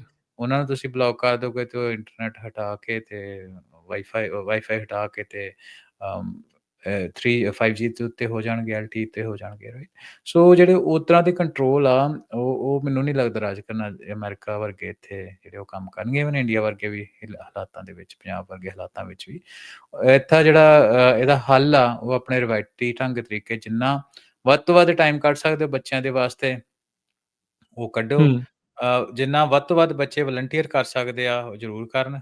ਜਿੰਨਾ ਤੁਸੀਂ ਉਹਨਾਂ ਨਾਲ ਕਮਿਊਨੀਕੇਸ਼ਨ ਓਪਨ ਰੱਖਣੀ ਚਾਹੁੰਦੇ ਹੋ, ਚਾਹੀਦੀ ਹੈ ਜਿੰਨੀ, ਉਹ ਜ਼ਰੂਰ ਰੱਖੋ। ਇਹੀ ਕੁਛ ਗੱਲਾਂ ਜਿਹੜਾ ਇਸ ਚੀਜ਼ ਦਾ ਹੱਲ ਦੇ ਸਕਦੀਆਂ। ਸੋ ਟੈਕਨੀਕਲ ਇਹਦਾ ਹੱਲ ਨਹੀਂ ਹੈਗਾ ਕੋਈ। ਜੀ, ਬ੍ਰੇਕ ਦਾ ਵਕਤ ਹੋ ਗਿਆ ਇੱਕ ਹਰਵਿੰਦਰ, ਆਪਾਂ ਬ੍ਰੇਕ ਲਵਾਂਗੇ, ਬ੍ਰੇਕ ਤੋਂ ਬਾਅਦ ਮੁੜਦੇ ਹਾਂ ਵਾਪਸ, ਤੇ ਗੱਲਬਾਤ ਦਾ ਸਿਲਸਿਲਾ ਇਦਾਂ ਹੀ ਜਾਰੀ ਰਹੇਗਾ ਜੀ। ਬ੍ਰੇਕ ਤੋਂ ਬਾਅਦ ਇੱਕ ਵਾਰੀ ਫਿਰ ਆਪ ਸਭ ਦਾ ਸਵਾਗਤ ਹੈ ਪੰਜਾਬੀ ਟੈਕ ਟਾਕ ਦੇ ਵਿੱਚ। ਮੈਂ ਰਾਜਕਨਵੀਰ ਸਿੰਘ, ਜੁੜੇ ਹੋਏ ਨੇ ਹਰਵਿੰਦਰ ਸਿੰਘ ਕੰਗ। ਹਰਵਿੰਦਰ ਜੀ, ਆਇਆਂ ਨੂੰ ਇੱਕ ਵਾਰੀ ਫਿਰ ਸਵਾਗਤ ਹੈ, ਸਤਿ ਸ੍ਰੀ ਅਕਾਲ। ਧੰਨਵਾਦ ਰਾਜਕਨਵੀਰ ਸਿੰਘ। ਪੰਜਾਬੀ ਰੇਡੀਓ USA ਸੁਣ ਰਹੇ, ਪੰਜਾਬੀ TV ਵੇਖ ਰਹੇ ਸਾਡੇ ਸਾਰੇ ਮਾਣਯੋਗ ਸਰੋਤੇ ਤੇ ਵਿਊਅਰਸ ਦਾ ਫਿਰ ਤੋਂ ਨਿੱਘਾ ਜੀ ਆਖਦੇ ਹਾਂ ਛੋਟੀ ਜਿਹੀ ਕਮਰਸ਼ੀਅਲ ਬ੍ਰੇਕ ਤੋਂ ਬਾਅਦ। ਅੱਗੇ ਵਧਦੇ ਹਾਂ, ਗੱਲਬਾਤ ਕਰਦੇ ਹਾਂ AI ਨੂੰ ਲੈ ਕੇ। ਜਿੱਥੇ ਏਆਈ ਦੀ ਮਦਦਗਾਰ ਬਹੁਤ ਆ, ਇਹ ਚੀਜ਼ਾਂ ਸੁਣਦੀਆਂ, ਦੂਜੇ ਪਾਸੇ ਇਹ ਵੀ ਆਪਾਂ ਸੁਣਦੇ ਹਾਂ ਵੀ ਹਾਏ ਵੀ ਲਾਲਾ ਲਾਲਾ ਹੋ ਗਈ, ਇਹਨਾਂ ਨੇ ਥ੍ਰੈਟ ਬਹੁਤ ਤਗੜਾ ਆ, ਦੁਨੀਆ ਨੂੰ, ਹਿਊਮਨਸ ਨੂੰ ਮਾਰ ਵੀ ਦੇਣਾ, ਵੀ ਕਰ ਦੇਣਾ, ਮਤਲਬ ਐਕਸਟ੍ਰੀਮ ਤੱਕ ਵੀ ਆਪਾਂ ਜਿਹੜੀਆਂ ਚੀਜ਼ਾਂ ਸੁਣੀਆਂ, ਹਾਂਜੀ, ਈਲਨ ਮਸਕ ਵਰਗੇ ਵੀ ਇਹ ਕਹਿੰਦੇ ਸੁਣੇ ਗਏ ਆ। ਹੁਣ ਜੀ। ਮਾਈਕਰੋਸਾਫਟ ਦੇ ਜਿਹੜੇ ਸੀਈਓ ਆ, ਉਹ ਕੰਸਰਨਡ ਨੇ, ਚਿੰਤਾ 'ਚ ਨੇ ਵੀ ਏਆਈ ਕਹਿੰਦੇ ਵੀ ਪੂਰੀ ਕੰਪਨੀ ਨੂੰ ਡਿਸਟਰੋਏ ਕਰ ਦੂਗੀ। ਸੋ ਕੀ ਮਤਲਬ ਹੈ ਇਸ ਚੀਜ਼ ਦੇ ਪਿੱਛੇ, ਤੇ ਇਹਨੂੰ ਜੇ ਹੋਰ ਚਿੱਥਣਾ ਹੋਵੇ ਕੀ ਦੱਸ ਰਿਹਾ ਹੈ, ਆਉਣ ਵਾਲੇ ਸੰਕੇਤ ਕੀ ਦੱਸ ਰਿਹਾ ਹੈ? ਹਾਂਜੀ, ਉਹ ਕਹਿੰਦੇ ਆ ਕਿ ਦੇਖੋ ਏਆਈ ਜਿਹੜੀ ਆ, ਮਾਈਕਰੋਸਾਫਟ ਇੱਕ ਵੱਡਾ ਨਾਮ ਆ, ਹਨਾ? ਬਹੁਤ ਏਆਈ ਵੱਡਾ ਨਾਮ। ਕਹਿੰਦੇ ਸਮਰੱਥਾ ਰੱਖਦੀ ਆ ਮਾਈਕਰੋਸਾਫਟ ਨੂੰ ਤਬਾਹ ਕਰਨ ਦੀ, ਹੂੰ। ਜੇ ਔਰ ਅਸੀਂ ਇਹਨੂੰ ਮਿਸਹੈਂਡਲ ਕਰ ਲਿਆ। ਸੋ ਆਪਾਂ ਰਾਜਗਨ ਬੜੀਆਂ ਵੱਡੀਆਂ ਕੰਪਨੀਜ਼ ਦੇਖੀਆਂ, ਆਪਾਂ ਆਪਣੇ ਸਰੋਤਿਆਂ ਦੇ ਲਈ ਦੱਸ ਦਈਏ ਕਿ ਨੋਕੀਆ ਦੀ ਆਪਾਂ ਐਗਜ਼ਾਮਪਲ ਲੈ ਲੈਂਦੇ ਹਾਂ। ਹੈ ਨਾ? ਐਗਜ਼ੈਕਟਲੀ। ਨੋਕੀਆ ਇੱਕ ਹਰ ਹੱਥ ਦੇ ਵਿੱਚ ਨੋਕੀਆ ਦਾ ਸੈੱਟ ਹੁੰਦਾ ਸੀ, ਹਰ ਹੱਥ ਦਾ ਮਤਲਬ ਕਾਫੀ ਪੋਪੂਲਰ ਸੀ, ਵਕਤ ਤੇ ਸੀ। ਉਹਦਾ ਅਸੀਂ ਸ਼ਿਫਟ ਦੇਖਿਆ। ਦੂਸਰੀ ਆਪਾਂ ਮੇਜਰ ਮੋਟਰੋਲਾ। ਐਗਜ਼ਾਮਪਲ ਲੈ ਲੈਂਦੇ ਹਾਂ, ਹੈ ਨਾ? ਦੂਜੇ ਆਪਾਂ ਕਿਉਂਕਿ ਸ਼ਿਫਟ ਆ ਗਿਆ ਟੱਚ ਸਕਰੀਨ ਬੇਸ ਤੋਂ ਪਿੱਛੇ ਰਹਿ ਗਏ। ਦੂਸਰੀ ਆਪਾਂ ਮੇਜਰ ਐਗਜ਼ਾਮਪਲ ਲੈ ਲੈਂਦੇ ਹਾਂ ਇੰਟੈਲ ਦੀ। ਇੰਟੈਲ ਦੀ ਚੜ੍ਹਾਈ ਹੁੰਦੀ ਸੀ ਕਿਸੇ, ਹੈ ਨਾ? ਜਿਹੜੇ ਮੂਰਜ਼ ਲਾਅ ਵਗੈਰਾ ਉਹ ਇੰਟੈਲ ਦੇ ਫਾਊਂਡਰਸ ਤੋਂ ਆਏ ਆ, ਹੈ ਨਾ? ਮੂਰਜ਼ ਲਾਅ, ਬਿਲਕੁਲ। ਜਿਹੜੇ ਟੈਕ ਵਾਲੇ ਲੋਕ, ਉਹਨਾਂ ਨੂੰ ਪਤਾ ਹੋਊਗਾ ਵੀ ਟੈਕਨੋਲੋਜੀ ਡਬਲ ਹੁੰਦੀ ਹੈ, ਇਹਦੀ ਸਪੀਡ ਉਹਦੇ ਨਾਲ ਰਿਲੇਟਡ ਸੀ, ਤੇ ਉਹ ਵੀ ਇੰਟੈਲ ਦੇ ਫਾਊਂਡਰ ਤੋਂ ਆਏ। ਹਰ ਇੱਕ ਚੀਜ਼ ਦੇ ਉੱਤੇ ਇੰਟੈਲ ਦਾ ਵੱਡਾ ਨਾਂ ਸੀ, ਪਰ ਜਦੋਂ ਇਹ ਮਾਈਕਰੋ ਚਿਪਸ ਜਾਂ ਛੋਟੀਆਂ ਚਿਪਸ ਆਉਣੀਆਂ ਸ਼ੁਰੂ ਹੋਈਆਂ, ਉਹ ਤੋਂ ਬਾਅਦ 3G 4G 5G, ਹੈ ਨਾ? ਵਾਇਰਲੈਸ ਚਿਪਸ ਆਉਣੀਆਂ ਸ਼ੁਰੂ ਹੋਈਆਂ, ਤੇ ਉਹ ਤੋਂ ਪਿੱਛੇ ਰਹਿੰਦੇ ਗਏ। ਜਦੋਂ ਏਆਈ ਆ ਗਈ, ਤੇ ਉਹਦੇ ਉੱਤੇ ਬਿਲਕੁਲ ਹੀ ਉਹਨਾਂ ਜਿਹੜਾ ਕੰਮ ਆ, ਉਹਨਾਂ ਦਾ ਪਿੱਛੇ ਰਹਿ ਗਿਆ। ਸੋ ਕਹਿਣ ਦਾ ਮਤਲਬ ਕਿ ਜਿਹੜੀ ਵੱਡੀਆਂ ਕੰਪਨੀਆਂ ਜਿਨ੍ਹਾਂ ਦਾ ਨਾਮ ਬਹੁਤ ਵੱਡਾ ਹੁੰਦਾ, ਉਹਨਾਂ ਨੂੰ ਵੀ ਗੋਡਿਆਂ ਭਰਨੇ ਆਉਂਦੇ ਆ, ਬਹੁਤਾ ਟਾਈਮ ਨਹੀਂ ਲੱਗਦਾ, ਤੇ ਖਾਸ ਨਹੀਂ ਤੌਰ ਤੇ ਲੱਗ ਟੈਕਨੋਲੋਜੀ ਦੇ ਮਾਮਲੇ ਦੇ ਵਿੱਚ, ਖੇਤਰ ਦੇ ਵਿੱਚ। ਜੀ। ਸੋ ਇਹ ਏਦਾਂ ਦੀ ਹੀ ਜਿਹੜੀ ਆ ਸ਼ੰਕਾ ਉਹ ਜਤਾਉਂਦੇ ਪਏ ਆ ਮਾਈਕਰੋਸਾਫਟ ਦਾ ਸੀਈਓ ਸਤਿਆ ਨਡੇਲਾ। ਹੂੰ, ਹੂੰ, ਉਹ ਹੂੰ। ਕਹਿੰਦੇ ਕਿ ਜਿਹੜੀ ਏਆਈ ਦੀ ਸ਼ਿਫਟ ਹੋ ਰਹੀ ਆ, ਇਹਨੂੰ ਜੇ ਅਸੀਂ ਮਿਸਹੈਂਡਲ ਕੀਤਾ, ਤੇ ਮਾਈਕਰੋਸਾਫਟ ਨੂੰ ਡਿਸਟਰੋਏ ਕਰ ਸਕਦੀ ਆ। ਕਿਉਂ ਡਿਸਟਰੋਏ ਕਰ ਸਕਦੀ ਹੈ? ਕਿਉਂਕਿ ਜੋ ਵੀ ਮਾਈਕਰੋਸਾਫਟ ਅੱਜ ਦੇ ਟਾਈਮ ਦੇ ਵਿੱਚ ਜਿਹੜੀ ਤੁਹਾਨੂੰ ਐਡਵਾਂਟੇਜਸ ਦੇ ਰਿਹਾ ਵਾ, ਉਹ ਪੀਸ ਬਾਈ ਪੀਸ ਏਆਈ ਜਿਹੜੀ ਉਹ ਡਿਵੈਲਪ ਕਰ ਰਹੀ ਆ, ਹੈ ਨਾ? ਭਾਵੇਂ ਕਿ ਮਾਈਕਰੋਸਾਫਟ ਦਾ ਇਨਫਰਾਸਟ੍ਰਕਚਰ ਹੋ ਗਿਆ, ਜਿਹਦੇ ਉੱਤੇ ਤੁਸੀਂ ਇੱਕ ਇਨਫਰਾਸਟ੍ਰਕਚਰ ਦੇ ਬੇਸ ਦੇ ਉੱਤੇ ਤੁਸੀਂ ਵਰਡ ਯੂਜ਼ ਕਰਦੇ ਹੋ, ਤੁਹਾਡਾ ਆਪਰੇਟਿੰਗ ਸਿਸਟਮ ਆ, ਤੁਹਾਡਾ ਪੂਰਾ ਇਕੋਸਿਸਟਮ ਆ, ਹੈ ਨਾ? ਉਹਨੂੰ ਪੀਸ ਬਾਈ ਤੇ ਮਾਈਕਰੋਸਾਫਟ ਉਹਦੇ ਲਈ ਪੇ ਕਰਕੇ ਆਪਾਂ ਮਾਈਕਰੋਸਾਫਟ ਤੋਂ ਲੈਂਦੇ ਹਾਂ। ਉਹ ਪੀਸ ਬਾਈ ਪੀਸ ਜਿਹੜਾ ਏਆਈ ਦੇ ਨਾਲ ਦੀ ਡਿਵੈਲਪਮੈਂਟ ਜਿਹੜੀ ਆ, ਬਹੁਤ ਸੌਖੀ ਹੋ ਰਹੀ ਆ, ਤੇ ਉਹ ਜਿਹੜਾ ਆਪਾਂ ਇੱਕ ਟਫ ਕੰਪੀਟੀਸ਼ਨ ਦੇ ਵਿੱਚ ਜਾ ਰਹੇ ਹਾਂ। ਠੀਕ ਆ? ਸੋ ਉਹਦੇ ਵਿੱਚ ਇਹ ਆ ਵੀ ਕਿ ਤਾਂ ਹੀ ਉਹਨਾਂ ਪੂਰਾ ਜ਼ੋਰ ਲਾਇਆ ਸੀ। ਅਸੀਂ ਪਿੱਛੇ ਕੁਛ ਦਿਨਾਂ ਦੇ ਵਿੱਚ ਵੀ ਵੇਖਿਆ ਕਿ ਏਆਈ ਸਟ੍ਰੈਟੇਜੀਕਲੀ ਉਹਨਾਂ ਓਪਨ ਏਆਈ ਦੇ ਵਿੱਚ ਇਨਵੈਸਟਮੈਂਟ ਕੀਤੀ, ਤੇ ਉਹ ਓਪਨ ਏਆਈ ਨੂੰ ਚਾਹੁੰਦੇ ਸੀ ਕਿ ਆਪਣੇ ਤਰੀਕੇ ਦੇ ਨਾਲ ਚਲਾਉਣਾ। ਓਪਨ ਏਆਈ ਨੇ ਜਿਹੜਾ ਉਹਨਾਂ ਨੂੰ ਧੋਬੀ ਪਟਕਾ ਮਾਰਿਆ ਕਿ ਠੀਕ ਆ ਜੀ, ਤੁਹਾਡੇ ਪੈਸੇ ਤੁਸੀਂ ਦਿੱਤੇ, ਬਹੁਤ ਵਧੀਆ ਕੀਤਾ, ਪਰ ਆਪਾਂ ਚੱਲਣਾ ਆਪਣੇ ਹਿਸਾਬ ਨਾਲ ਹੀ ਆ। ਤੇ ਉਹਦੇ ਵਿੱਚ ਫਿਰ ਉਹਨਾਂ ਤੋਂ ਵੀ ਪਟਕਾ ਦਿੱਤਾ ਵੀ ਠੀਕ ਆ ਜੀ, ਅਸੀਂ ਜੀਪੀਟੀ ਮਾਡਲ ਓਪਨ ਏਆਈ ਵਾਲੇ ਨਹੀਂ ਯੂਜ਼ ਕਰਨੇ, ਆਪਾਂ ਵੀ ਡਾਇਵਰਸਿਫਾਈ ਕਰਾਂਗੇ ਆਪਣੇ ਮਾਡਲਸ ਨੂੰ। ਸੋ ਹੂੰ। ਉਹ ਕਹਿਣ ਦਾ ਮਤਲਬ ਇਹ ਆ ਰਾਜਕਰਨ, ਕਿ ਇਹ ਗੱਲ ਆਪਣੀ ਇੱਥੇ ਕਰਨ ਦਾ ਕੀ ਮਤਲਬ ਆਪਣੇ ਨਾ ਟਾਕ ਸ਼ੋਅ ਦੇ ਵਿੱਚ, ਉਹ ਇਹ ਆ ਕਿ ਵੇਖੋ, ਜੇ ਵੱਡੀਆਂ ਕੰਪਨੀਜ਼ ਜਿਨ੍ਹਾਂ ਦੀ ਅੱਜ ਪੂਰੀ ਸਰਦਾਰੀ ਆ, ਜਿਹੜੇ 3-3 ਟ੍ਰਿਲੀਅਨ ਡਾਲਰ ਤੋਂ ਜਿਨ੍ਹਾਂ ਦਾ ਮਾਰਕੀਟ ਕੈਪ ਅੱਜ ਦੇ ਟਾਈਮ ਦੇ ਵਿੱਚ ਹੈਗਾ ਵਾ, ਉਹ ਜੇ ਕਹਿ ਰਹੀਆਂ ਕਿ ਸਾਨੂੰ ਡਿਸਟਰੋਏ ਕਰ ਸਕਦੀ ਏਆਈ, ਤੇ ਇੱਕ ਨਾਰਮਲ ਬੰਦਿਆਂ ਦੀ ਜੌਬਾਂ ਜਾਂ ਨਾਰਮਲ ਬੰਦਿਆਂ ਦੇ ਬਿਜ਼ਨੈਸਿਸ ਜਿਹੜੇ ਹੈਗੇ ਆ, ਉਹਨਾਂ ਨੂੰ ਇਸ ਅਟੈਂਸ਼ਨ ਧਿਆਨ ਦੇਣ ਦੀ ਲੋੜ ਆ ਵੀ ਆਹ ਦੇਖੋ। ਸੋ ਇਹ ਐਗਜ਼ੈਕਟਲੀ। ਗੱਲ ਕਰਨ ਦਾ ਰਾਜਕਰਨ ਇੱਥੇ ਸਾਡਾ ਮਤਲਬ ਇਹ ਸੀ। ਸੋ ਵੱਡੀ ਇੱਕ ਕੰਪਨੀ ਆ, ਉਹਨਾਂ ਦਾ ਹੁਣ ਪੂਰਾ ਜ਼ੋਰ ਲੱਗਾ ਹੋਇਆ ਕਿ ਅਸੀਂ ਏਆਈ ਦੇ ਉੱਤੇ ਅਹੈਡ ਦਾ ਕਰਵ, ਹੈ ਨਾ, ਵਰਡ ਯੂਜ਼ ਕਰਦੇ ਆ, ਤੇ ਅੱਛਾ, ਇਹਦੇ ਵਿੱਚ ਕਿਤੇ back of mind H1B the saga ਤਾਂ ਨਹੀਂ ਬੋਲਦਾ ਨਾਲ? ਨਹੀਂ ਰਾਜਕਰਨ, ਮੈਨੂੰ ਨਹੀਂ ਲੱਗਦਾ, ਕਿਉਂਕਿ ਕਿਉਂਕਿ H1B ਵਾਲਾ ਜਿੱਦਾਂ ਜਿਹੜਾ ਉਹ ਕਹਿੰਦੇ ਵੀ ਕਿਉਂਕਿ ਉਹਨਾਂ ਨੇ ਉਹ ਬਹੁਤ H1B ਵਾਲਿਆਂ ਨੂੰ ਜਿਹੜਾ ਉਹ ਦਿੰਦੇ ਆ, ਮੌਕਾ ਜਿਹੜਾ ਉਸ ਦੇ ਵਿੱਚ ਉਹ ਮਿਲਦਾ ਆ। ਕਿਉਂਕਿ ਇੱਕ ਥਿਊਰੀ ਇਹ ਵੀ ਨਾਲ ਚੱਲਦੀ ਆ ਨਾ, ਆਪਾਂ ਵੀ ਅਕਸਰ ਗੱਲ ਕਰਦੇ ਵੀ ਜਿਹੜਾ ਕੰਜ਼ਿਊਮਰ ਲੈਵਲ AI ਆ, ਉਹ ਤਾਂ ਬਹੁਤ ਪਿੱਛੇ ਵਾਲਾ ਦਿਸਦਾ ਆ, ਜਿਹੜਾ ਜੀ, ਐਕਚੁਅਲ ਕੰਪਨੀਜ਼ ਦੇ ਕੋਲ ਹੁੰਦਾ ਆ, ਜਿਹਦੇ ਤੇ ਰਿਸਰਚ ਚੱਲ ਰਹੀ ਹੈ, ਬਹੁਤ ਐਡਵਾਂਸਡ ਲੈਵਲ ਦੇ ਉੱਤੇ ਹਾਂਜੀ, ਆ। ਹਾਂਜੀ। ਕੀ ਇੰਨੇ ਕੁ ਲੈਵਲ ਦੇ ਉੱਤੇ AI ਪਹੁੰਚੀ ਹੋਈ ਆ ਵੀ ਕਾਫੀ ਹੱਦ ਤੱਕ ਇੰਜੀਨੀਅਰਸ ਵਗੈਰਾ ਜਾਂ H1B ਵਾਲੇ ਜਾਂ ਕੋਈ ਵੀ ਜਿਹੜਾ ਉੱਥੇ ਕੰਮ ਕਰ ਰਿਹਾ, ਵੀ ਉਹਨਾਂ ਨੂੰ ਰਿਪਲੇਸਮੈਂਟ ਉਹਨਾਂ ਦੀ ਹੋ ਸਕਦੀ ਆ, ਤਾਂ ਵੀ ਡਰਦੇ ਆ ਵੀ ਭਾਈ ਮੇਰੀ ਵੀ ਜੌਬ ਖਤਰੇ 'ਚ। ਇਵੈਂਚੁਅਲੀ ਉਹ ਵੀ H1B ਵਾਲੇ ਹੀ ਸੀਗੇ ਜਿਹੜੇ ਹੁਣ ਇੱਥੇ ਪਹੁੰਚੇ ਆ। ਹਾਂਜੀ, ਸਤਿਆ ਨਡੇਲਾ ਵਗੈਰਾ, ਹੈ ਨਾ? ਤੇ ਹੂੰ। ਉਹਦਾ ਰਾਜਕਰਨ ਮੈਨੂੰ ਹੋ ਸਕਦਾ ਹੋਏ, ਮੈਂ ਹੈ ਨਾ ਸ਼ੋਰ ਸ਼ਾਰਟ ਤਾਂ ਨਹੀਂ ਇਹਦੇ ਵਿੱਚ ਕਹਿ ਸਕਦਾ, ਕਿਉਂਕਿ ਆਪਾਂ ਆਪਣੀ ਆਬਜ਼ਰਵੇਸ਼ਨ ਹੀ ਤੇ ਸ਼ੇਅਰ ਕਰਦੇ ਹਾਂ, ਪਰ ਮੇਰੀ ਨਿੱਜੀ ਆਬਜ਼ਰਵੇਸ਼ਨ ਇਹਦੇ 'ਚ ਇਹ ਹੈ ਕਿ ਇਹ ਜੈਨੂਇਨ ਗੱਲ ਆ। ਅਸੀਂ ਫਰੰਟੀਅਰ ਦੇ ਉੱਤੇ AI ਫਰੰਟੀਅਰ ਉੱਤੇ ਮੈਂ ਨਿੱਜੀ ਤੌਰ ਦੇ ਉੱਤੇ ਕੰਮ ਕਰਦਾ ਹਾਂ। ਆਪਾਂ ਅੱਜ ਤੋਂ 2 ਸਾਲ ਪਹਿਲਾਂ ਚੈਟਬੋਟ ਡਿਵੈਲਪ ਕਰਨੇ ਸ਼ੁਰੂ ਕੀਤੇ ਸੀ ਹੂੰ, ਤੇ ਹੂੰ, ਉਹਦੇ ਚੈਟਬੋਟ ਡਿਵੈਲਪ ਕਰਨ ਤੋਂ ਬਾਅਦ ਜਿਹੜੀ ਅਗਲੀ ਚੀਜ਼ ਆਈ ਹੈ, ਜਦੋਂ ਜਿੰਨੇ ਕੁ ਚਿਰ 'ਚ ਉਹਨੂੰ ਸਮਝਿਆ ਤੇ ਉਹਨੇ ਚਿਰ ਦੇ ਵਿੱਚ ਜਿੰਨੇ ਕੁ ਚਿਰ 'ਚ AI ਨੂੰ ਸਮਝਿਆ, ਉਹਨੇ ਚਿਰ ਦੇ ਵਿੱਚ ਜਨਰੇਟਿਵ AI ਅੱਗੇ ਆ ਗਈ ਸੀ। ਹੂੰ, ਹੂੰ, ਹੁਣ ਹੂੰ, ਹੂੰ, ਜਨਰੇਟਿਵ AI ਉੱਤੇ ਜਦੋਂ ਆਪਣਾ ਹੱਥ ਪਿਆ ਤੇ ਹੁਣ ਏਜੰਟਿਕ AI ਅੱਗੇ ਆਪਣੇ ਸਾਹਮਣੇ ਖੜੀ ਆ, ਹੈ ਨਾ? ਸਭ ਤੋਂ ਹੂੰ। ਪਹਿਲਾਂ ਮੈਂ ਆਪਣੇ ਸਰੋਤਿਆਂ ਨੂੰ ਅੱਛਾ, ਕੁਇਕਲੀ ਇਹ ਫਿਰ ਦੱਸ ਇਹ ਤੁਸੀਂ ਸ਼ੇਅਰ ਕਰ ਸਕਦੇ ਕੁਛ ਕੁ ਵੀ ਹਾਂਜੀ, ਹਾਂਜੀ, ਜਿੱਥੇ ਉਹੀ ਮੈਂ ਜਦੋਂ ਕਰਨ ਤੁਸੀਂ AI ਦੇ ਨਾਲ ਹੁਣ ਜਿੱਦਾਂ ਕੰਮ ਕਰ ਰਹੇ ਆ, ਉਹਦੇ ਕਰਕੇ ਤੁਹਾਡੀ ਕੰਪਨੀ 'ਚ ਜੌਬਸ ਦਾ ਕਿੰਨਾ ਕੁ ਅਸਰ ਪਿਆ? ਸੋ ਰਾਜਕਰਨ ਸਾਡੀ ਜਿਹੜੀ ਕੰਪਨੀ ਆ ਪਬਲਿਕਲੀ ਤੁਸੀਂ ਇਹ ਇਨਫੋਰਮੇਸ਼ਨ ਦੇਖ ਸਕਦੇ ਹੋ, ਹੈ ਨਾ? ਕਿਉਂਕਿ ਸਾਡੀ ਹਾਰਡਵੇਅਰ ਬੇਸਡ ਇਨਫਰਾਸਟ੍ਰਕਚਰ ਆ। ਹੂੰ, ਹਾਰਡਵੇਅਰ ਹੂੰ, ਜਿਹੜਾ ਸੌਫਟਵੇਅਰ ਨਾਲੋਂ ਥੋੜ੍ਹਾ ਜਿਹਾ ਸਲੋ ਚੱਲਦਾ। ਠੀਕ ਹੈ। ਪਰ ਉਹਦਾ ਜਿਹੜਾ ਇੰਪੈਕਟ ਹੈਗਾ AI ਦਾ, ਸਾਨੂੰ ਇੱਕ ਹਾਰਡਵੇਅਰ ਇੰਡਸਟਰੀ ਅਸੀਂ ਸਟੋਰੇਜ ਪ੍ਰੋਵਾਈਡਰ ਆ ਤੇ ਉਹਦੇ ਕਰਕੇ ਪੋਜ਼ਿਟਿਵ ਇੰਪੈਕਟ ਆ ਸਾਡੇ ਤੇ ਕਸਟਮਰ ਬੇਸ ਦੇ ਉੱਤੇ। ਅੱਛਾ। ਸੌਫਟਵੇਅਰ ਜਿਹੜਾ ਹੈਗਾ, ਕਿਉਂਕਿ ਹਾਰਡਵੇਅਰ ਜਿਹੜੀ ਇੰਡਸਟਰੀ ਹੁੰਦੀ ਆ ਸੌਫਟਵੇਅਰ ਤੋਂ ਕਾਫੀ ਸਲੋ ਚੱਲਦੀ ਆ। ਜਿਹੜੇ ਹਾਰਡਵੇਅਰ ਦੀਆਂ ਸਾਲਾਂ ਬੱਧੀ ਲੱਗ ਜਾਂਦੇ ਇਟਰੇਸ਼ਨਸ ਨੂੰ, ਸੌਫਟਵੇਅਰ ਦੇ ਇਟਰੇਸ਼ਨ ਜਿਹੜੇ ਉਹ ਮਹੀਨਿਆਂ ਬੱਧੀ ਹੁੰਦੇ, ਕਈ ਹਫ਼ਤੇ ਕਈ ਕੇਸਿਸ ਵਿੱਚ ਵੀਕਸ ਦੇ ਇਟਰੇਸ਼ਨਸ ਹੁੰਦੇ ਆ। ਸੋ ਹਾਰਡਵੇਅਰ ਜਿਹੜੀ ਇੰਡਸਟਰੀ ਅੱਜ ਦੇ ਟਾਈਮ ਦੇ ਉੱਤੇ ਇਹ ਇੰਪੈਕਟ ਤਾਂ ਜ਼ਰੂਰ ਹੋਊਗਾ, ਉਹਦੇ 'ਚ ਕੋਈ ਦੋ ਰਾਵਾਂ ਨਹੀਂ ਆ।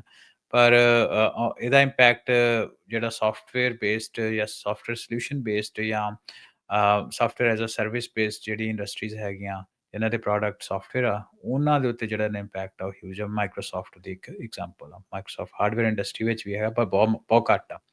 ਜ਼ਿਆਦਾ ਇਹਦੇ ਜਿਹੜੇ ਆਪਰੇਟਿੰਗ ਸਿਸਟਮ ਆ ਉਹ ਜਾਂ ਹੋਰ ਸੌਫਟਵੇਅਰ ਵਗੈਰਾ ਹੈਗੇ ਆ, ਉਹ ਬੇਸਡ ਆ, ਤਾਂ ਕਰਕੇ ਇਹਨਾਂ ਦਾ ਜਿਹੜਾ ਇੰਪੈਕਟ ਆ ਉਹ ਜ਼ਿਆਦਾ ਵਾ। ਸੋ ਮੈਂ ਜਿਹੜੀ ਪਹਿਲਾਂ ਗੱਲ ਕਰਦਾ ਸੀ ਕਿ ਮਸ਼ੀਨ ਲਰਨਿੰਗ, ਆਰਟੀਫਿਸ਼ੀਅਲ ਇੰਟੈਲੀਜੈਂਸ, ਉਹ ਤੋਂ ਬਾਅਦ ਜਨਰੇਟਿਵ AI ਜਿਹਦੇ ਵਿੱਚ ਚੈਟ GPT ਆਉਂਦਾ ਤੇ ਹੁਣ ਏਜੰਟਿਕ AI। ਸੋ ਇਹ ਪਿਛਲੇ 5 ਕੁ ਸਾਲਾਂ ਦੇ ਵਿੱਚ, 4 ਕੁ ਸਾਲਾਂ ਦੇ ਵਿੱਚ ਹੀ ਆਪਾਂ ਦੇਖਿਆ ਜਾਏ ਤੇ ਇਹਦੀ ਵੇਖੋ ਕਿ ਕਿੱਦਾਂ ਟੈਕਨੋਲੋਜੀ ਜਿਹੜੀ ਆ ਉਹ ਬਦਲ ਰਹੀ ਆ। ਸੋ ਹੂੰ, ਹੂੰ, ਹੂੰ। ਵੱਡੀਆਂ ਜਿਹੜੀ ਕੰਪਨੀਜ਼ ਹੁੰਦੀਆਂ ਨਾ, ਉਹਦੇ ਵਿੱਚ ਇੱਕ ਸਮੱਸਿਆ ਇਹ ਵੀ ਹੁੰਦੀ ਹੈ ਰਾਜਕਰਨ, ਕਿ ਜਦੋਂ ਛੋਟੀ ਹੁੰਦੀਆਂ ਟੀਮਸ ਜਾਂ ਕੰਪਨੀ ਛੋਟੀ ਹੁੰਦੀਆਂ, ਨਿੰਬਲ ਹੁੰਦੀਆਂ, ਪਿਵਟ ਬੜੀ ਛੇਤੀ ਕਰ ਲੈਂਦੀ ਹੈ ਇੱਕ ਜਗ੍ਹਾ ਕਰ ਦੂਜੀ। ਸਕਦੇ, ਸੌਖਾ ਰਹਿੰਦਾ। ਤੇ ਹੂੰ। ਜਦੋਂ ਇੰਜਨ ਵੱਡਾ ਹੋ ਜਾਂਦਾ, ਉਹਦਾ ਮੋਮੈਂਟਮ ਤਾਂ ਜ਼ਰੂਰ ਵੱਡਾ ਹੁੰਦਾ ਵਾ, ਪਰ ਉਹ ਕਹੋ ਕਿ ਇੱਕ ਵੱਡਾ ਰੋਕਣਾ ਟਰੱਕ ਤੇ ਆ ਜਿਹੜਾ, ਮੋੜਨਾ ਹੋਰ ਵੀ ਔਖਾ ਹੈ। ਹਾਂ, ਹੂੰ। ਮੋਟਰਸਾਈਕਲ ਮੋੜਨਾ ਬਹੁਤ ਸੌਖਾ ਵਾ ਤੇ ਇੱਕ ਵੱਡਾ 18-20 ਟਨ ਦਾ ਟਰੱਕ। ਜਿਹੜਾ ਟਰੱਕ ਹੋਏ ਆ, ਹੂੰ। ਤੇ ਉਹਨੂੰ ਤੁਸੀਂ ਉਸ ਸਪੀਡ ਦੇ ਉੱਤੇ ਨਹੀਂ ਮੋੜ ਸਕਦੇ। ਨਹੀਂ ਮੋੜ ਸੋ ਸਕਦੇ। ਇਹ ਮੈਨੂੰ ਲੱਗਦਾ ਕਿ ਡਾਇਰੈਕਟਲੀ H1 ਦੇ ਨਹੀਂ, ਇਹ ਜੈਨੂਇਨ ਕੰਸਰਨ ਆ। ਸੋ ਟਰੱਕ, ਮੋਟਰਸਾਈਕਲ ਦੀ ਐਗਜ਼ਾਮਪਲ ਤੋਂ ਤੁਸੀਂ ਹਿਸਾਬ ਲਾ ਪਰ ਸਕਦੇ ਇੱਥੇ ਫਿਰ ਇਹ ਕੰਟਰਡਿਕਸ਼ਨ ਤਾਂ ਨਹੀਂ, ਜਾਂ ਮੈਂ ਜ਼ਿਆਦਾ ਸੋਚ ਰਿਹਾ ਵੀ ਇੱਕ ਪਾਸੇ ਜੀ। ਤਾਂ ਇਹ ਕਹਿੰਦੇ ਆ ਵੀ AI ਨੂੰ ਆਪਾਂ ਸਭ ਤੋਂ ਵੱਧ ਯੂਜ਼ ਕਰੀਏ ਜਾਂ ਉਹ ਕਰੀਏ, ਪਰ ਨਾਲ ਦੇ ਨਾਲ ਇਹ ਖਤਰਾ ਦੇ ਨੋ ਰਿਐਲਿਟੀ ਕੀ ਆ ਵੀ ਇਹ ਚੀਜ਼ਾਂ ਤਾਂ ਹੋਣੀਆਂ ਹੀ ਹੋਣੀਆਂ ਸੀਗੀਆਂ। ਸੋ ਇਹ ਧਰਵਾਸ ਦੇ ਰਹੇ ਆ ਕਿਸੇ ਨੂੰ ਇਦਾਂ ਦੀਆਂ ਗੱਲਾਂ ਕਰਕੇ, ਜਾਂ ਮਤਲਬ ਪਿੱਛੇ ਬੇਸਿਕ ਫਿਰ ਮਤਲਬ ਕੀ ਹੈ ਕਹਿਣ ਦਾ, ਜਦੋਂ ਇਹਨਾਂ ਨੂੰ ਮਤਲਬ ਪਤਾ ਵੀ ਰਾਜਗਨ ਆਹ ਇਹ ਚੀਜ਼ ਆ, ਆਉਣੀ ਹੋਈ ਆ। ਹਾਂਜੀ, ਮਤਲਬ ਰਾਜਗਨ ਇਹ ਆ ਕਿ ਉਹ ਆਪਣੀ ਕੰਪਨੀ ਨੂੰ ਸਿਗਨਲ ਦੇ ਰਹੇ ਆ, ਭਾਈ ਵੀ ਗੈਟ AI ਰੈਡੀ ਨੂੰ ਫॉर ਲੇਆਫਸ। ਹਾਂ, AI ਨੂੰ ਅਡੈਪਟ ਕਰੋ, AI ਦੇ ਪਾਸੇ ਤੁਰੋ, ਨਹੀਂ ਤੇ ਸਾਡਾ ਭਵਿੱਖ ਖਤਰੇ 'ਚ ਆ। ਕਹਿਣ ਦਾ ਮਤਲਬ ਹੈ ਹੂੰ, ਸਬਕੌਂਸ਼ੀਅਸ ਪੋਲਿਟਿਕਸ ਵਿੱਚ ਵੀ ਏਦਾਂ ਚੱਲਦਾ, ਹੈ ਨਾ? ਕਾਰਪੋਰੇਟ ਲੀਡਰਸ਼ਿਪ ਵਿੱਚ ਵੀ ਏਦਾਂ ਚੱਲਦਾ। ਹੁਣ ਆਪਣੇ ਮੋਦੀ ਸਾਹਿਬ ਨਹੀਂ ਆਉਂਦੇ ਕਈ ਵਾਰ ਨਿਊਯਾਰਕ ਵਿੱਚ ਆਉਂਦੇ, ਇੱਥੇ ਸੰਬੋਧਨ ਉਹ ਆਪਣੇ ਵੋਟਰ ਬੇਸ ਨੂੰ ਵੀ ਕਰਨ ਡੇ ਹੁੰਦੇ ਉੱਥੇ, ਹਾਂ, ਹੈ ਨਾ? ਆਪਣੀ ਜਿਹੜੀ ਹਾਂ। ਬੈਲਟ ਆ ਉਹਦੇ ਵਿੱਚ, ਭਾਵੇਂ ਬਿਆਨ ਇੱਥੇ ਦੇ ਰਹੇ ਹੁੰਦੇ ਆ। ਸੋ ਇਹੀ ਹੁੰਦੇ ਆ ਪੰਜਾਬੀ ਜਿਹਨੂੰ ਕਹਾਵਤ ਹੁੰਦੀ ਨਾ, ਇੱਕ ਵੀ ਸੁਣਾਉਣੀਆਂ ਨੂੰਹ ਨੂੰ, ਕਹਿਣੀਆਂ ਧੀ ਨੂੰ। ਹੂੰ, ਹੂੰ, ਤੇ ਹੂੰ, ਗੱਲ ਹੂੰ, ਉਹੀ ਹੂੰ, ਹੁੰਦੀ ਆ, ਇਹ ਜਿਹੜੇ ਜੈਨੂਇਨ ਕੰਸਰਨ ਵੀ ਆ ਉਹਦੇ, ਪਰ ਇਹ ਆ ਵੀ ਆਪਣੀ ਟੀਮ ਨੂੰ ਮੋਟੀਵੇਟ ਕਰਨ ਦੇ ਵਾਸਤੇ ਜੇ ਕੋਈ ਮੇਜਰ ਸ਼ਿਫਟ ਲੈ ਕੇ ਆਉਣਾ, ਕੋਈ ਖਤਰਾ ਤੁਹਾਨੂੰ ਖੜਾ ਕਰਨਾ ਹੀ ਪੈਂਦਾ। ਮੇਬੀ ਐਗਜ਼ੈਜਰੇਟ ਕਰਦੇ ਹੋਣ, ਉਹ 'ਚ ਕੋਈ ਦੋ ਰਾਵਾਂ ਨਹੀਂ, ਪਰ ਰੀਅਲ ਇੰਪੈਕਟ ਤਾਂ ਵੀ ਹੈਗਾ, ਇਹਦੇ ਵਿੱਚ ਸੱਚਾਈ ਵੀ ਆ। ਇਹ ਤਾਂ ਗੱਲ ਦੇਖੋ, ਜਦੋਂ ਆਪਾਂ ਨਿਆਣੇ ਨੂੰ ਵੀ ਕਹਿੰਦੇ ਹੁੰਦੇ, ਇਦਾਂ ਹੀ ਕਹਿੰਦੇ ਹੁੰਦੇ, ਐਗਜ਼ੈਜਰੇਸ਼ਨ ਤਾਂ ਥੋੜੀ ਕਰਨੀ ਹੋਈ ਪੈਂਦੀ ਆ। ਨਾ, ਨਾ, ਨਾ, ਏਦਾਂ ਹੋ ਜਾਣਾ, ਤੇਰੇ ਦੰਦ ਹੁਣੇ ਹੀ ਝੜ ਜਾਣੇ ਆ ਜੇ ਤੂੰ ਟੌਫੀ ਖਾਧੀ ਤਾਂ। ਸੋ ਇਹ ਚੀਜ਼ਾਂ ਦਾ ਕਰਨੀਆਂ ਹੀ ਜਿਹੜੀਆਂ ਨਾਲ ਦੇ ਨਾਲ ਪੈਂਦੀਆਂ। ਠੀਕ ਆ। ਜੀ। ਅਗਲੀ ਹਰਵਿੰਦਰ, ਆਪਾਂ ਗੱਲ ਕਰਦੇ ਆ, ਮੈਟਾ ਨੇ ਆਫਰ ਕੀਤਾ ਲਾਮਾ ਨੂੰ ਫੈਡਸ ਦੇ ਲਈ, ਵੀ ਫੈਡਸ ਵਾਲੇ ਵਰਤ ਲੈਣ, ਵੀ ਗਵਰਨਮੈਂਟ AI ਅਡਾਪਸ਼ਨ ਦੇ ਵਿੱਚ ਕਹਿੰਦੇ ਤੁਹਾਨੂੰ ਮਦਦ ਮਿਲੂਗੀ, ਸਪੀਡ ਅਪ ਜਿਹੜੀ ਉਹ ਕਰਦੇ ਆ। ਸੋ ਟੈਕ ਬਰੋਜ਼ ਸਰਕਾਰ 'ਚ ਪੂਰੀ ਤਰ੍ਹਾਂ ਸ਼ਮੂਲੀਅਤ ਆ, ਤੇ ਡਾਟਾ ਡੂਟਾ ਤਾਂ ਉਹਨਾਂ ਨੇ ਇਕੱਠਾ ਕੀਤਾ ਹੀ ਆ। ਡੋਜ ਦੇ ਸਹਾਰੇ ਵੀ ਈਲਨ ਚੰਗਾ ਡਾਟਾ ਡੂਟਾ ਲੈ ਗਿਆ ਸਾਰਾ ਕੁਛ। ਸੋ ਹੁਣ ਮੈਟਾ ਵਾਲਾ ਵੀ ਕਹਿੰਦਾ ਮੈਂ ਨਾ ਪਿੱਛੇ ਰਹਿ ਜਾਵਾਂ। ਸੋ ਲਾਮਾ ਦੀ ਆਫਰ ਦਿੱਤੀ ਆ ਵੀ ਵਰਤੋ ਜੀ। ਹਾਂਜੀ, ਫ੍ਰੀ ਆਫ ਲਾਇਸੈਂਸ ਵੀ, ਇਹ ਵੀ ਦੱਸ ਦੇਵਾਂ। ਸੋ ਬੇਸਿਕਲੀ ਕੀ ਹੂੰ। ਆ ਕਿ ਆਪਾਂ ਥੋੜੇ ਟਾਕ ਸ਼ੋ ਪਹਿਲਾਂ ਖਬਰ ਕੀਤੀ ਸੀ ਵੀ ਚਾਈਨਾ ਪੂਰਾ ਕੋਸ਼ਿਸ਼ ਕਰ ਰਿਹਾ ਅਡੈਪਟ ਕਰਨ ਦੀ, ਤੇ US ਦਾ ਵੀ ਪੂਰਾ ਜ਼ੋਰ ਲੱਗਾ ਹੋਇਆ ਵੀ ਆਪਣੀ ਲੱਗਾ ਹੋਇਆ। ਜਿਹੜੀ ਇਨਫਰਾਸਟ੍ਰਕਚਰ ਆ, ਖਾਸ ਤੌਰ ਤੇ ਫੈਡਰਲ ਗਵਰਨਮੈਂਟ ਦਾ ਇਨਫਰਾਸਟ੍ਰਕਚਰ ਆ, ਉਹਨੂੰ ਸਟ੍ਰੀਮਲਾਈਨ ਕੀਤਾ ਜਾਏ।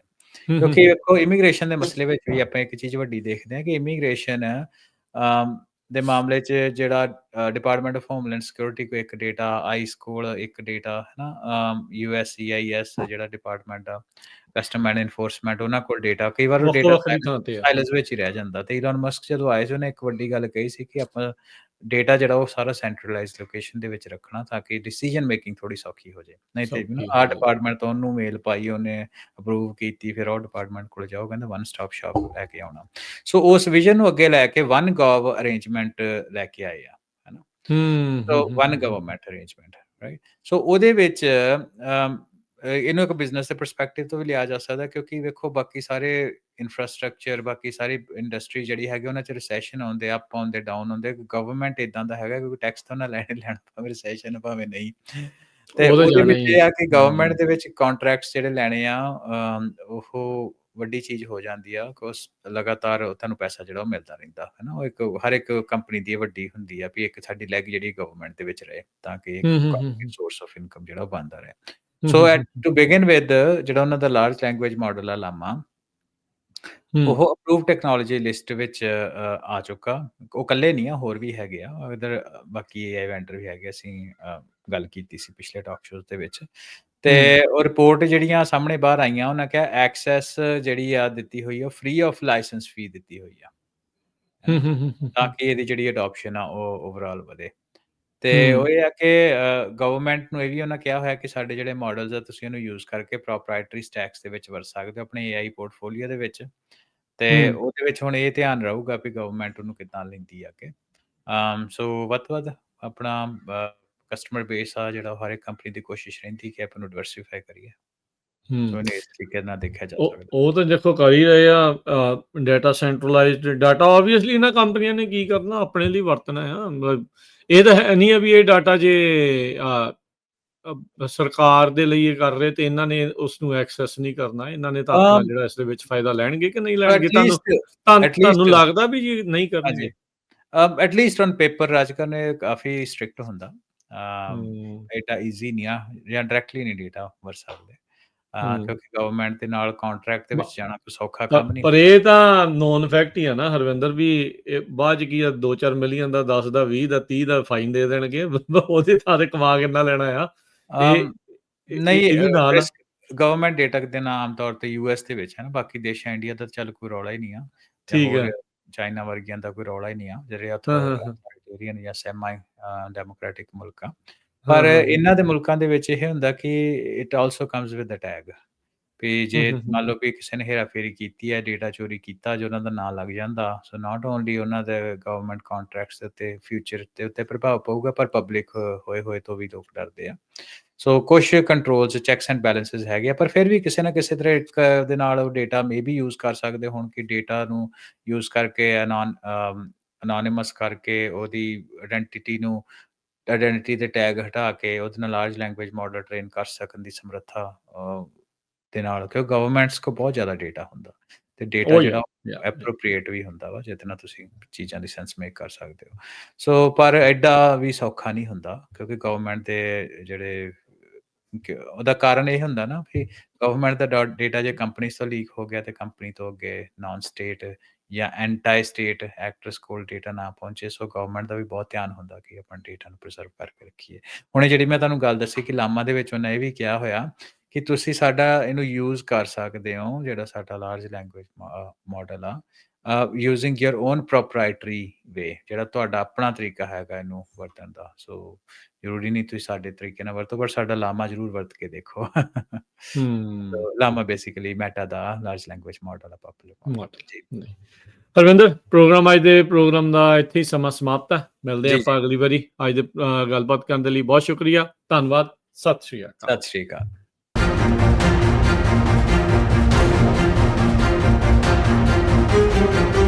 Thank you.